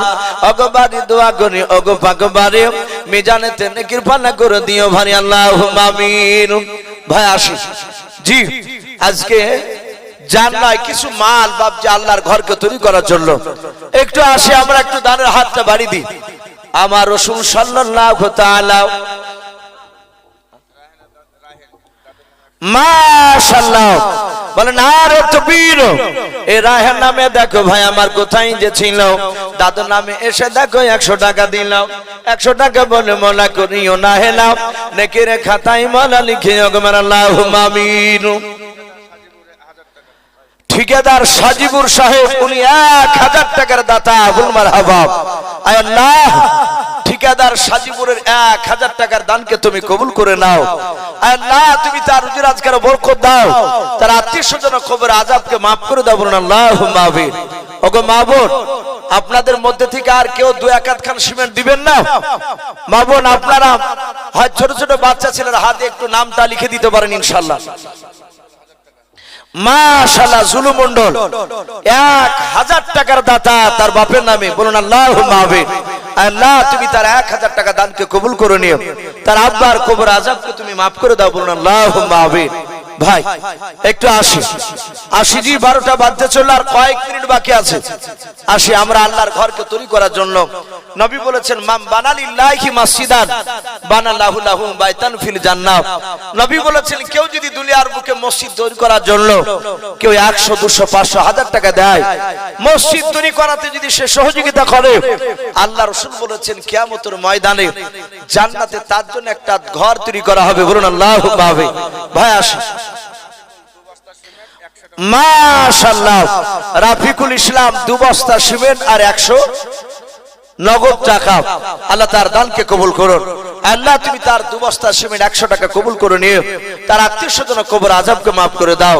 ওগো মালিক, যারা দিচ্ছে যারা দিতে পারে নাই, তুমি তাদের সকলকে আল্লাহ রাসূলের চেহারা না দেখে আমাদের মত দিও না, বলুন আল্লাহুম্মা আমিন। ভাই আসি, ইমানদার কলা গাছের তেওড়ের মতো। ভাই কলা গাছকে যত কাটা যাবে তত বের হয়, ইমানদার বাবজি একবার দিয়ে বন্ধ হয় না। তা আসি ভাই, আল্লাহ রাস্তায় আমরা 200, 100, 500, 1000 যে যা পারি একটু নামটা লিখা, ইনশাআল্লাহ হরকত বরকত হবে। ভাই সবাই মিলে একটু লড়াচড়া করে দিই, ইনশাআল্লাহ অনেক হয়ে যাবে। আর কমিটি ভাই, আমি কমিটি ভাইদেরকে এখনো পর্যন্ত দেখতে পেলাম না। এই জালসার কেশিয়ার, এই জালসার সভাপতি, এই জালসার কমিটি ভাই যারা আছে, তোমাদের সকলকে বলছি ভাই, তোমরা যেখানে থাকো না কেন 500 টাকা নালে 2 খান করে সিমেন্টের বস্তা নাম লিখাও জি। আর মসজিদের বাবজি, কেশিয়ার, সভাপতি, সেক্রেটারি যারা আছেন ভাই, আমি আপনাদেরকে বলবো একটু আল্লাহ রাস্তায় একটু দানের হাতটা বাড়িয়ে দিই জি, দেরি না করে তাড়াতাড়ি আসেন। মাশাআল্লাহ, সুবরাত শেখ উনি বলছেন আমি 3 বস্তা সিমেন্টের দাতা, আল্লাহ তার 3 বস্তা সিমেন্টের দানকে আল্লাহ কবুল করুন। আল্লাহ তুমি তার আত্মীয় স্বজন কবর আযাবকে মাফ করে দাও, বলুন আল্লাহুম্মা আমিন। ভাই দেরি না করে একটু তাড়াতাড়ি আসেন। মা বোন আপনাদের কাছ থেকে এখন পর্যন্ত আমি আর নাম পেলাম না, ওই কয়েকটা টাকা পাওয়া ছাড়া। সিদ্দিক 100 টাকার দাতা, আল্লাহ তার দানকে কবুল করুন জি। একটু আসি। আর সভাপতি সাহেব আমি বলবো ভাই, একটা ছেলে যদি ওই গেটের মুখখানে দাঁড় করাতে, মা বোনদের কাছে অনেকে একটু ইশারা করছে, হয়তো অনেকে দিতে পারে। বেলামিতে 500 টাকার দাতা, বলুন মারহাবা, আল্লাহ তার 500 টাকা দানকে আল্লাহ কবুল করুন। আল্লাহ যে নাম করে না, তুমি তো আলিমুম বিজাতি সুদূর, তুমি সকলের অন্তর তুমি যাবে। আল্লাহ তুমি তার নেক মাকসুদকে তুমি পুরা করে দাও। ভাই আসি, আর আপনাদের মধ্যে থেকে ভাই কে হবে না 2-1 খান সিমেন্টের বস্তা জি, একটু আসি আল্লাহর ঘরকে তৈরি করার জন্য, আল্লাহর মসজিদকে বাবজি সুন্দর করে বানানোর জন্য আমরা আসি। অনেকে ভাববো যে আমাদের তো মসজিদ নাই, আমরা অনেক দূর থেকে এসেছি। ভাই এই মসজিদে আপনি দান করলো, আপনি যেখানে শুয়ে থাকুন না কেন, এই মসজিদে যত লোক কিয়ামত পর্যন্ত নামাজ পড়বে, আপনার নামে কবরে বাবজি নেকি যেতে থাকবে। তাই যদি ভাই কেউ থাকেন শেষের বেলা একটু আসি, আল্লাহর নবী জনাবে মুহাম্মদ রাসূলুল্লাহ সাল্লাল্লাহু তাআলা আলাইহি ওয়াসাল্লাম বিশ্ব রাসূলের বাবজি জামানায় সাহাবাদেরকে সামনে বসে রেখে নবীর যুদ্ধের বাবজি কিছু সামান কেনার জন্য সাহাবাদেরকে বলেন, ওগো সাহাবা, আজ তোমাদের কাছে আমি জান চাইছি না, আজ আমি তোমাদের কাছে কিছু মাল আমি একটু চাইছি, যে যা পারবা তোমরা সবাই বাড়িতে চলে যাও, বাড়ি থেকে তোমরা মাল নিয়ে এসো, মালগুলো নিয়ে এসে আমার এখানে জমা দাও, সেগুলো বিক্রি করে আমি যুদ্ধের হাতিয়ার কিনবো। আল্লাহর নবীজির কথা শোনার পর সাহাবারা বাবজি বাড়িতে চলে গেলেন। হযরত আবু বকর সিদ্দিক রাদিয়াল্লাহু তাআলা আনহুর বাবা বাড়িতে যা ছিল সবগুলো বাবজি নিয়ে গেলেন। ওমর ফারুক রাদিয়াল্লাহু তাআলা আনহু তিনিও নিয়ে চলে গেলেন। সিরিনা নামে দেখো বান্দি কোথায় যে ছিল, পর্দানে হতে দেখো মওলা 500 টাকা দিল, 500 টাকা বলে মওলা করিও না হেলাম, নেকের খাতায় মওলা লিখে গো মেলা। সিরিনা নামে দেখো বান্দি কোথায় যে ছিল, পর্দার আড়াল হতে দেখো আর এক বস্তা সিমেন্ট দিয়ে গেল, যে আসাতে যে নিয়াতে করিয়াছে দান, দানকে কবুল করো তুমি সুবহান। অগবারি দোয়া করি অগপাগবারি, মিজানেতে নেকির পানা করে দিও ভারী, আমি পাপী গুনাহগার দোয়া নাই জানি, সিরিনার জন্য দোয়া করবে ফাতেমা জননী, আল্লাহুম্মা আমিন। ও বাপজি ভাইরাও, সব সাহাবারা বাপজি আপন আপন মা নিয়ে রাসূলুল্লাহর দরবারে চলে গেলেন। আল্লাহর একজন নবীর সাহাবা, জিনার নাম বাপজি কিতাবে এসেছে উমাইর। উমাইরের বাপজি দুখানা হাত ছিল কাটা। আল্লাহর নবী জনাবে মুহাম্মদ রাসূলুল্লাহ সাল্লাল্লাহু তাআলা আলাইহি ওয়াসাল্লামের দিনকে বাঁচানোর জন্য হযরত আপনার সাহাবা উমাইর বাড়িতে গিয়ে তার বিবিকে ডেকে বলেন, ওরে আমার বিবি দেখো ঘরে কোনো জবের দানা আছে কিনা, ঘরে 2-4 টাকা আছে কিনা দেখো বিবি। ওর বিবি বাপজি গোটা ঘরটা চিরুনি তল্লাশি চালালো, একটা গমের দানা বাপজি বাড়িতে পেলো না। গোটা ঘরটা খোঁজাখুঁজি করে রে ভাই, একটা টাকা পেলো না। উমাইর বিবি এসে বলে, স্বামী গো আপনার দুখানা হাত কাটা, এটা আল্লাহ রাসূল ভালো জানেন, আমরা অর্থহীন, আমরা গরিব, আমাদের ঘরে একটা টাকা একটা জবেরও দানা নাই, যেটা আপনাকে দেব ওটা নিয়ে গিয়ে রাসূলুল্লাহর দরবারে আপনি গিয়ে দান করে দেবেন। হযরত ওমর বলল, বিবি রে সব সাহাবা মাল নিয়ে যাবে, আজকে তো জান চাই নাই, আজকে মাল চেয়েছে না বিবি, আমি উমাইর সাহাবা দোকানে হাত নাই বলে আমি আল্লাহ নবীর দরবারে খালি হাতে যেতে পারবো না। আনোয়ার শেখ নামে দেখো বান্দা কোথায় যে ছিল, আল্লাহ নাম শুনে দেখো 2 বস্তা সিমেন্ট দিয়ে গেল, যার সাথে যে নিয়াতে 2 বস্তা সিমেন্ট করে গেল দান, দানকে কবুল করো তুমি সুবহান। অগবারে দোয়া করি অগো ফাকবারে, মিজানেতে নেকির পানা করে দিও ভারী, আল্লাহুম্মা আমিন। নারে তাকবীর। নাহারুন শেখ নামে ভাই আমার কোথায় যে ছিল, পর্দার আড়াল হতে দেখো এক বস্তা সিমেন্ট নিয়ে গেল, যার সাথে যে নিয়াতে করিয়াছে দান, দানকে কবুল করো তুমি সুবহান।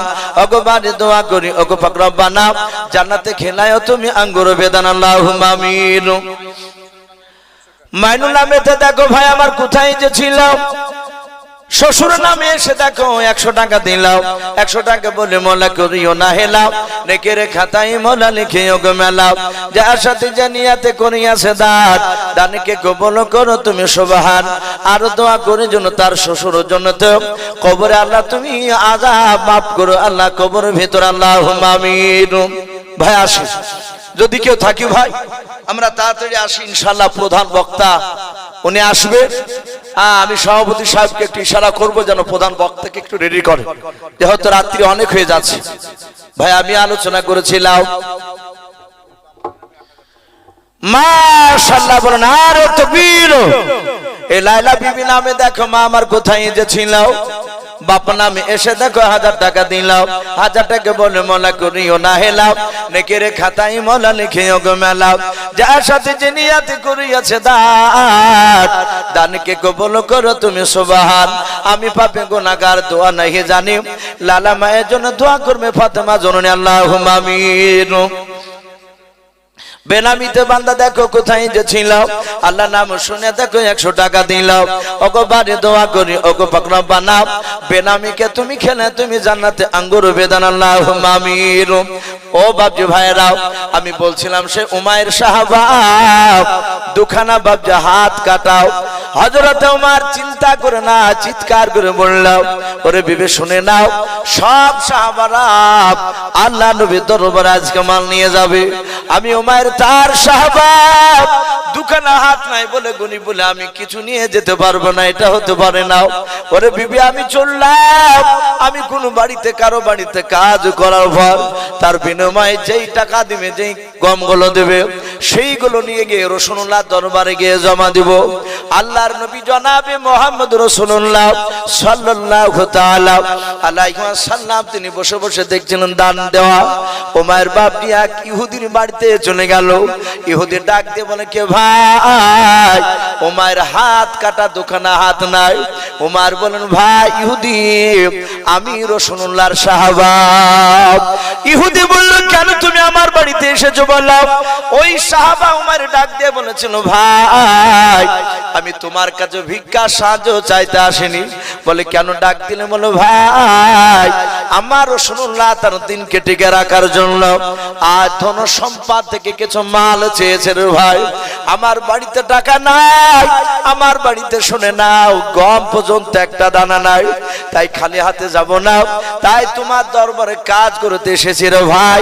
তুমি আমাকে একটা কাজ দাও, যে কাজটা আমার দ্বারাই করা সম্ভব হবে। ওমায়ের বাপটি কথা কোনা শুনে ইহুদির চোখ দুটো লাল হয়ে গেল। ইহুদি মনে মনে ভাবছে, আমাদেরই দুশমন তোর নবী মুহাম্মদ সাল্লাল্লাহু আলাইহি ওয়াসাল্লাম, আর তার দিনকে টিকে রাখার জন্য আমার বাড়িতে কাজ করতে এসেছে। এই ওমর, তোরা হাত কাটা, তুই কাজ করতে পারবি না? বলে, ভাই পায়ের দ্বারা কাজ থাকলে সেই কাজটা দাও। ইহুদি দেখলো, এমন একটা কাজ দিব তুই মৃত্যু পর্যন্ত কাজ করতে পারবি না। ওমরের পেছনকার জামাটা ধরে টানতে টানতে একটা খাজুর বাগানে নিয়ে গেল। বলে, ভাই এখানে কেন? বলে, ওমর ওই দেখি দাঁড়ায়, পানি দেখতে পাচ্ছিস? বলে, হ্যাঁ। বালতিতে দড়ি বেঁধে ইদারা থেকে এক বালতি করে টেনে, দড়ি দিয়ে টেনে টেনে টেনে প্রতিটা খেজুর গাছে এক বালতি করে পানি দিবি, বালতি পিছু একটা করে তোকে খেজুর দেওয়া হবে। মাশাআল্লাহ। এ শরীফুল ইসলাম নামে দেখো কোথায় যে ছিল, পর্দার আড়াল হতে দেখো 2 বস্তা সিমেন্ট দিয়ে গেল, যার সাথে যে নিয়াতে করিয়াছে দান, দানকে কবুল করো তুমি সুবহান। অগবারে দোয়া করি, ওগো পাকবারে মিজানেতে নেকির পানা করে দিও ভাই, আল্লাহুম্মা আমিন। ভাই ওমর বলল, ভাই এই বালতি তো আমি টেনে তুলতে পারবো না, যেহেতু আমার হাত নেই। ওমর বলল, ভাই আর যদি কাজ তুমি বালতি না তুলতে পারো তাহলে আমার কাজ নাই, তুমি বাড়ি চলে যাও। হযরতে বাপজি ওমর বলল, ভাই যাব না, একটু দয়া করে বালতিটা দড়ি দিয়ে তুমি বেঁধে দাও। ওমর বাপজি হুকুম করেন, ইহুদি দড়ি দিয়ে বেঁধে দিলাও। হযরতে বাপজি আপনার সাহাবা। ওমর বাপজি বলল, ভাই ইহুদি শুনে নাও, তুমি দয়া করে বালতিটা ইদারায় তুমি ফেলে দাও। ইহুদি বাপজি বালতিটা ইদারায় ফেলে দিল। ইহুদি বলল, আমি চলে গেলাম, যা বালতি তুমি তুলবা, তো বালতি আমার কাছে গিয়ে বলবা আমি তোটা খেজুর দিয়ে দেব। ইহুদিরা জানতো আল্লাহর নবী জনাবে মুহাম্মদ রাসূলুল্লাহ সাল্লাল্লাহু তাআলা আলাইহি ওয়াসাল্লামের বাপজি যারা অনুসারী হয় তারা কোনোদিন মিথ্যা কথা বলে নাই। বলুন সুবহানাল্লাহ। এটা সাহাবারা জানতো, ইহুদিরা সবাই জানতো যে রাসূলের সাহাবারা তারা কেউ মিথ্যা কথা বলে না। ওমর বাবা পা দিয়ে দড়িখানা বাপজি ধরলো, বাম পা দিয়াও, ডান পা দিয়ে বাপজি দড়িখানা দিয়াও, পা দিয়ে নড়াচ্ছে, বালতি পানিতে নড়াচড়া করতে গিয়ে বালতি ভরুন হয়ে গেল। পানিতে যখন ভর্তি হয়ে গেল বালতিটা, ওমর দাঁত দিয়ে বাপজি দড়িখানাকে চেপে ধরলেন, ঝটকায় ভাবে টান মেরে টেনে বাবা ওমর পা দিয়ে বাপজি আপনার দড়িখানা টেনে টেনে দড়ি ইদারার কাদার সঙ্গে ওমর পেট দিয়ে বাপজি চেপে ধরে, আবার বাপজি দাঁত দিয়ে বাপজি সামনে দড়িখানা একটু চেপে ধরে, আবার ঝটকা টান দেয়। এইভাবে টেনে টেনে ওমর এক নাই 10 বালতি পানি উঠিয়েছে। বলুন সুবহানাল্লাহ। হযরত ওমর 10 বালতি পানি তোলার পর ওমর পেটের দিকে তাকে দেখেন বাবা দড়ির ইদারার সাথে চাপ লেগে ঘোষটল লেগে ওমরের পেটের চামড়া বাপজি বিনে রক্ত বেড়ে গিয়েছে, দড়িখানা লাল হয়ে গিয়েছে। ইদারার কাদাটা বাপজি রক্তে লাল হয়ে গেছে। উমার দেখলো না, নাও আমি আর তুলতে পারছি না। 10 বালতি তুলেছি, আমার নবীর কাছে গিয়ে বলবো। 10টা খেজুর দিয়েছিল, আমাকে নিয়ে এসেছে। 10টা খেজুর নিয়ে গিয়ে আল্লাহ নবীজির কাছে আমি খালি হাতে এসে আমি এই 10টা নিয়ে যাওয়া ভালো হবে। ইহুদির বাড়িতে চলে গেলেন। ইহুদির দরজায় ডাক দিয়ে হযরত সাহাবা উমার ডাক দিয়ে বলেছিলেন, ইহুদি ভাই। ইহুদি দেখলো সেই যুবক উমার ডাক দিতেছে। ওই ইহুদি বেরিয়ে এসে বলল, ভাই বসে কাজ করতে পারো না, বাড়ি চলে যাবা। উমার বলে, ইহুদি ভাই একবার তুমি আমার পেটের দিকে চেয়ে দেখো। পেটে তাকিয়ে দেখলেন বাবা রক্তে বাপজি লাল হয়েছে। ইহুদি বলল, ভাই এত কষ্ট কেন করেছে, পেটে রক্ত হলো কি করে বলো। সব ঘটনা খুলে বললেন। ভাই আমি তোমার খেজুর বাগানে ইদারা থেকে 10 বালতি পানি উঠিয়েছি। আমি 10টা খেজুর মালিক, 10টা খেজুর দিয়ে দাও। আমার রসুলের দরবারে সব সাহাবারাও মা নিয়ে চলে গেছে, আমি খালি হাতে থাকতে পারবো না। আল্লাহর নবী জনাবে মুহাম্মদ রাসূলুল্লাহ সাল্লাল্লাহু তাআলা আলাইহি ওয়াসাল্লাম তিনি আমার দিকে চেয়ে আছেন, কখন আমি যাব। ওরে ইহুদি ভাই তাড়াতাড়ি দাও। ইহুদি 10টা খেজুর নিতে গিয়ে বাবা একটা পুটলার ভেতরে বাবা ইহুদির বাপজি রহমশন হলো দিলাম। তিনি চিন্তা করলো, না না 10 বালতি পানি তুলতে গিয়ে পেটে ব্যথা হয়েছে, চামড়া ভেঙে গিয়েছে। এ লোকটা কষ্ট করে পানি তুলেছে, আরো বাপজি এক্সট্রা 100টা খেজুর বেশি দিয়ে দিয়েছে। 110 খেজুরটা হাতে করে নিয়ে পুটলায় বাপজি আপনার ভরে দিয়েছে। ইহুদি এসে বলল, ভাই নাও। বললো, ভাই আমি তো হাতে করে নিয়ে যেতে পারবো না, আমার মাথায় বসে দাও। মাথায় বসে দিলে, বসে দেওয়ার পরে রসুলের দরবারে চলে গেলে। আল্লাহ রসুল বললেন, গো উমাইর এ অবস্থা কেন তোমার? সব সাহাবারা কাঁদছেন, হাত নাই। তবু নবী এত মহব্বত,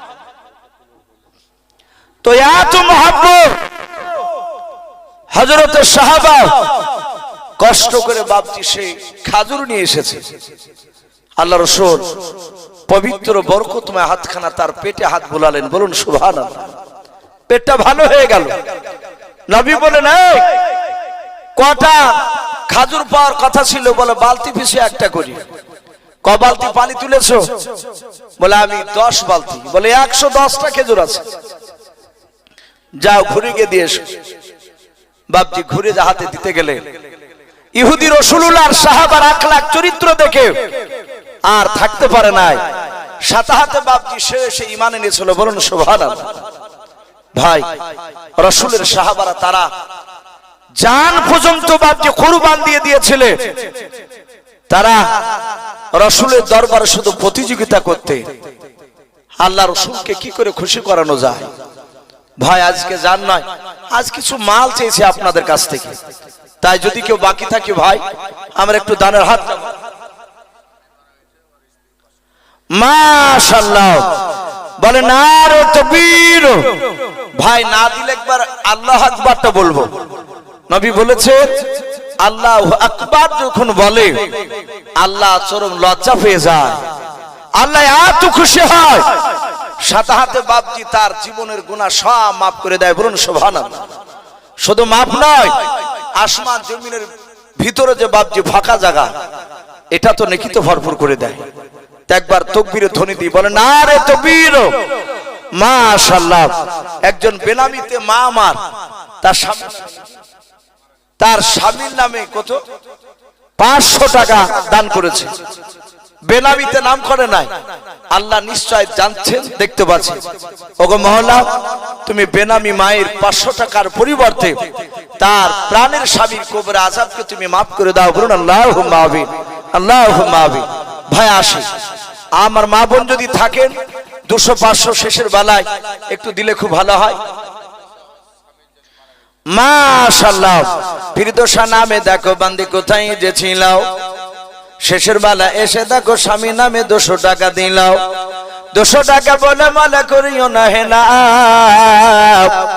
নেকের খাতায় মোলা লিখে ওগো মেলাও, যার সাথে যে নিয়াতে করিয়াছে দান, দানকে কবুল করো তুমি রহমান। আল্লাহুম্মা আমিন। ফিরদৌসের মেয়া দেখো কান্দি কোথায় এসেছিল, আব্বার নামে শুনে দেখো 100 টাকা দিলাও, 100 টাকা বলে মোলা করিও না হেলাও, নেকের খাতায় মোলা লিখে ওগো মেলাও, যা তাস্তে আশাতে যে নিয়াতে করিয়াছে দান, দানকে কবুল করো তুমি সুবহান। আমি পাপী গুনাহগার দোয়া নাহি জানি, মা বোনের জন্য দোয়া করবে ফাতেমা জননী। আল্লাহুম্মা আমিন। ভাই আচ্ছা, কমিটি ভাইদেরকে তো দেখতে পেলাম না। ও কমিটি ভাই, ভাই একটু দয়া করে আসুন ভাই, কয়েকবার ডাক দিয়েছি, অনেকে হয়তো টাকা দিয়ে ভয় বাড়িতে গিয়ে হয়তো বসে আছে। ভাই আসুন, আমরা বিরক্ত হব না, একটু মাদ্রাসা নয় মসজিদের জন্য কিছু সাহায্য বাপজি, একটু আপনার আমার সকলের বাপজি দরকার, একটু আমাদেরকে দিতে হবে মসজিদকে বাপজি তৈরি করার জন্য। আল্লাহ রাসূল সাল্লাল্লাহু তাআলা আলাইহি ওয়াসাল্লাম বিশ্ব নবী আমার বাপজি তার স্ত্রী মা আয়েশা সিদ্দিকা রাদিয়াল্লাহু তাআলা আনহা বাপজি তিনি বলেছিলেন আল্লাহ রাসূলকে, ওগো নবী, ওগো নবী, আপনি এত কাঁদেন কেন? আপনার কবর দেখে এত কাঁদেন কেন? কেন এত কবরের কথা বলে? ভাই আমরা এখানে অনেক বাপজি ভাই রয়েছি, কার আব্বা, কার মা, কার দাদা দাদি, নানা নানি অনেকে চলে গিয়েছে।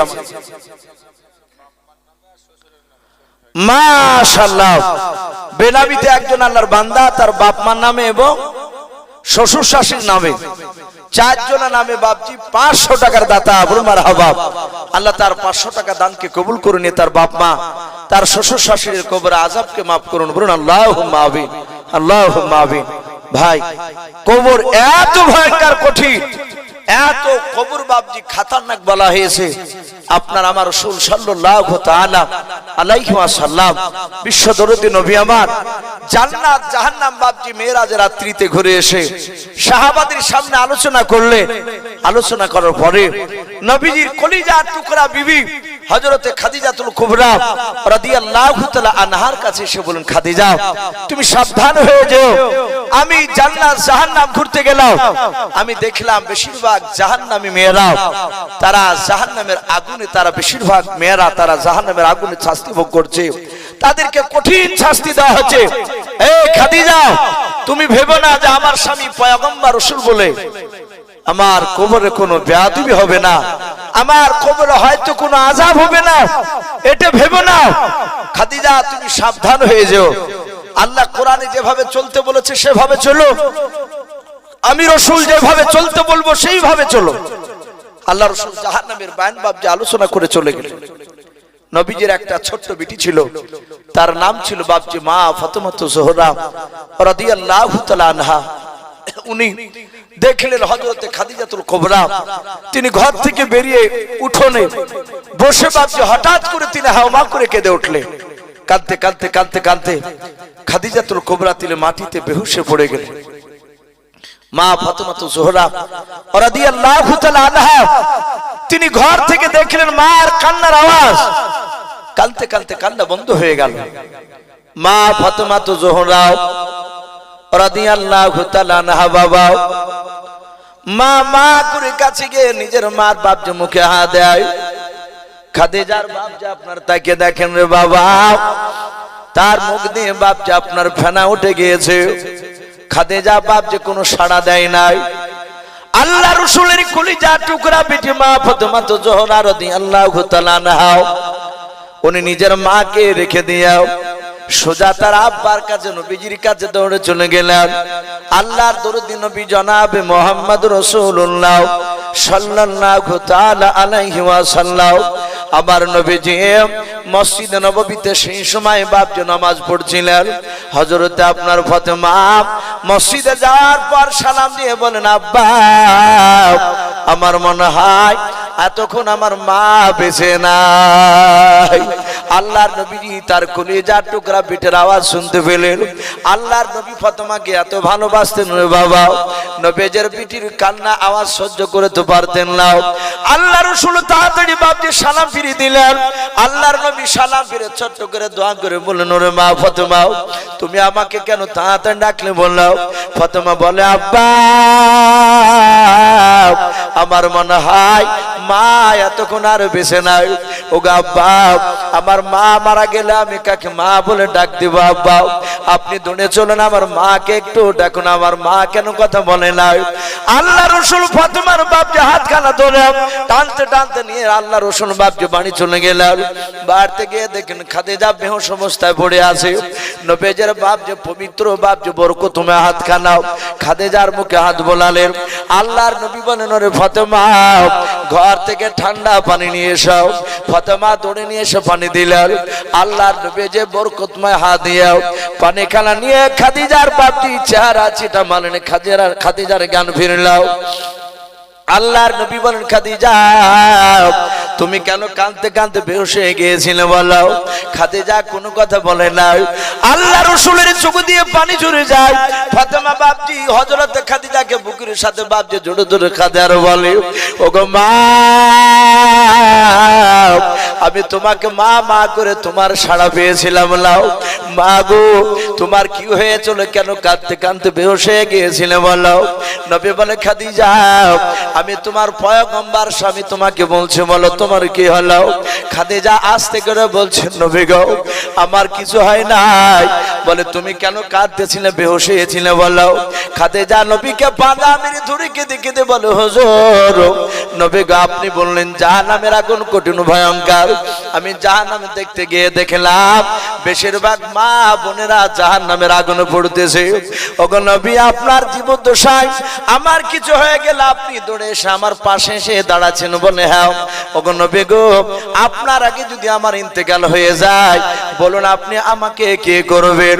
আল্লাহর নবী বলেন, ওরে খাদিজা যেইভাবে অন্য মেয়েদেরকে যেভাবে দাফন করা হয় ওইভাবে তোমাকেও দাফন করে দেব। আল্লাহর নবীজির বিবি খাদিজা ডাক নিয়ে বলে, হুজুর আপনার আগে যদি আমি মরে যাই ও নবী আপনি আমাকে দাফন করবেন? বলে, হ্যাঁ। খাদিজা কাঁদার বলে, হুজুর আমি আপনার মুখ থেকে শুনেছি মানুষকে কবরে দাফন করার পর সর্বপ্রথমে একটা ফেরেশতা আসবে, তার নাম আল্লাহর নবী বলেছেন রুম্মান আলাইহিস সালাম। ওই রুম্মান ফেরেশতা আসার পর বলবে, কুম্বি ইজনিল্লাহ, তুমি আল্লাহর হুকুমে জিন্দা হয়ে যাও। ওই মায়াত ব্যক্তি বাপজি জিন্দা হয়ে বসে যাবে। রুম্মান আলাইহিস সালাম বলবেন, ভাই তুমি লিখাও। ওই মায়াত ব্যক্তি বলবে, আমি লিখতে জানি না, আমার কাছে খাতা কলম নাই। রুম্মান বলবেন, ভাই তোমার সামনে যে মাটিটা আছে ওটা খাতায় পরিণত হবে, তোমার 5টা আঙ্গুল কলমে পরিণত হয়ে যাবে। যাহাতে রুম্মান বাপজি লিখতে বলবেন, কয়েক সেকেন্ডের মধ্যে বাপজি তার পুরা জিন্দেগির বাপজি ভালো আর খারাপ সব বাপজি আমল নামাতে বাপজি লেখা হয়ে যাবে। ছোট্ট আকারে বাপজি কাট করে তার গলায় ঝুলে দিয়ে ওই রুম্মান ফেরেশতা চলে যাবে। খাদিজা বলে, হুজুর আপনার মুখে আরো শুনেছি ওই ফেরেশতা চলে যাওয়ার পর আবার 2টা ফেরেশতা আসবে। ওই ফেরেশতার নাম মুনকার নাকির আলাইহিমুস সালাম। তারা আসার পর 3টা প্রশ্ন করবে রে বাবা। খাদিজা বলে, হুজুর আপনি বলেছেন 3টা প্রশ্ন করবে, মান রব্বুকা মান নাবিয়ুকা মা দীনুকা, এই 3টা প্রশ্ন উত্তর করবে নবী গো। ওই 3টা প্রশ্ন আপনার বিবি খাদিজাতুল কুবরা আমাকে যদি করে, ওগো আল্লাহর নবী আমি 3টা প্রশ্ন উত্তর যদি না দিতে পারি, ওগো আল্লাহর নবী ওই জাহান্নামের দরজা ফিট করে দিবে কবরখানায়। আমি আপনার অর্ধাঙ্গিনী বিবি খাদিজা সহ্য করতে পারবো না। আল্লাহর নবী জনাবে মুহাম্মদ রাসূলুল্লাহ সাল্লাল্লাহু তাআলা আলাইহি ওয়াসাল্লাম দরদি নবী খাদিজাকে জড়ে ধরে বলেন, খাদিজা আমি পয়গম্বর রাসূল বললাম, ও খাদিজা আমার পরে যদি তোমার ইন্তেকাল হয়ে যায় শুনে নাও আমার ধারণা কবরে কোনো ফেরেশতা তোমার সাথে বেয়াদবি করবে না। বলুন সুবহানাল্লাহ।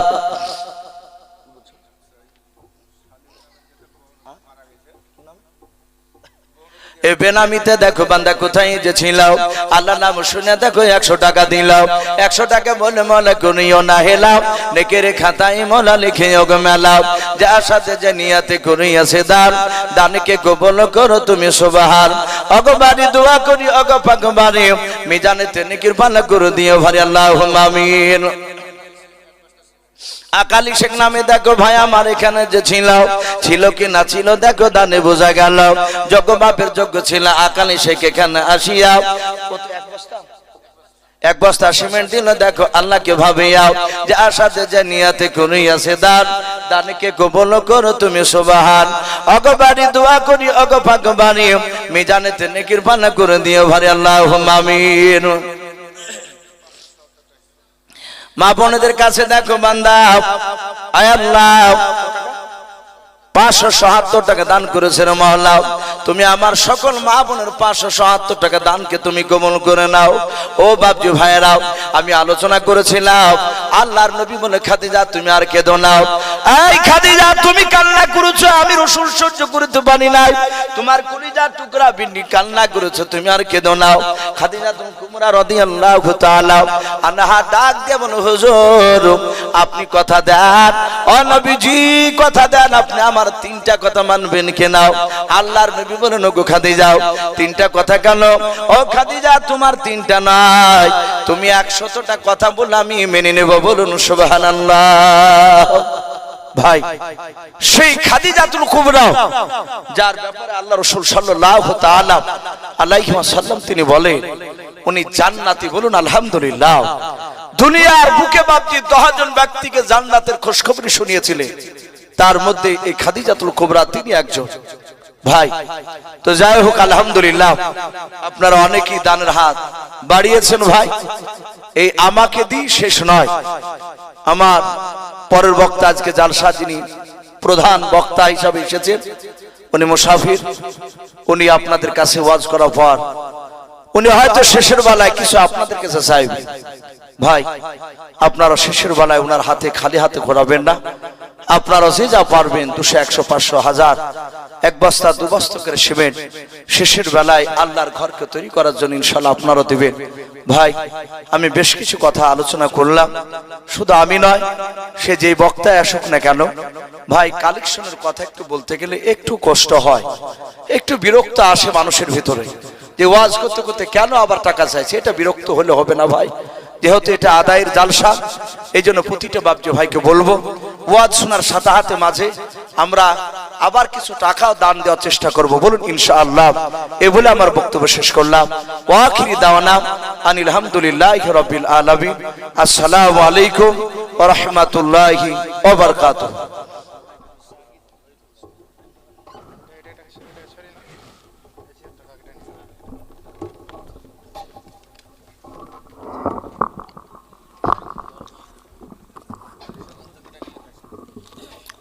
আসসালামু আলাইকুম ওয়া রাহমাতুল্লাহি ওয়া বারাকাতুহু। এখন আপনাদের সম্মুখে ফুরফুরা শরীফের একনিষ্ঠ খাদেম, সুদূর উত্তর 24 পরগনা থেকে আগত জনাব হযরত হাফেজ মাওলানা ইব্রাহিম সাহেব, ইনি ইনশাআল্লাহ মুর্শিদাবাদে প্রায় অনেক জায়গায় ঘুরে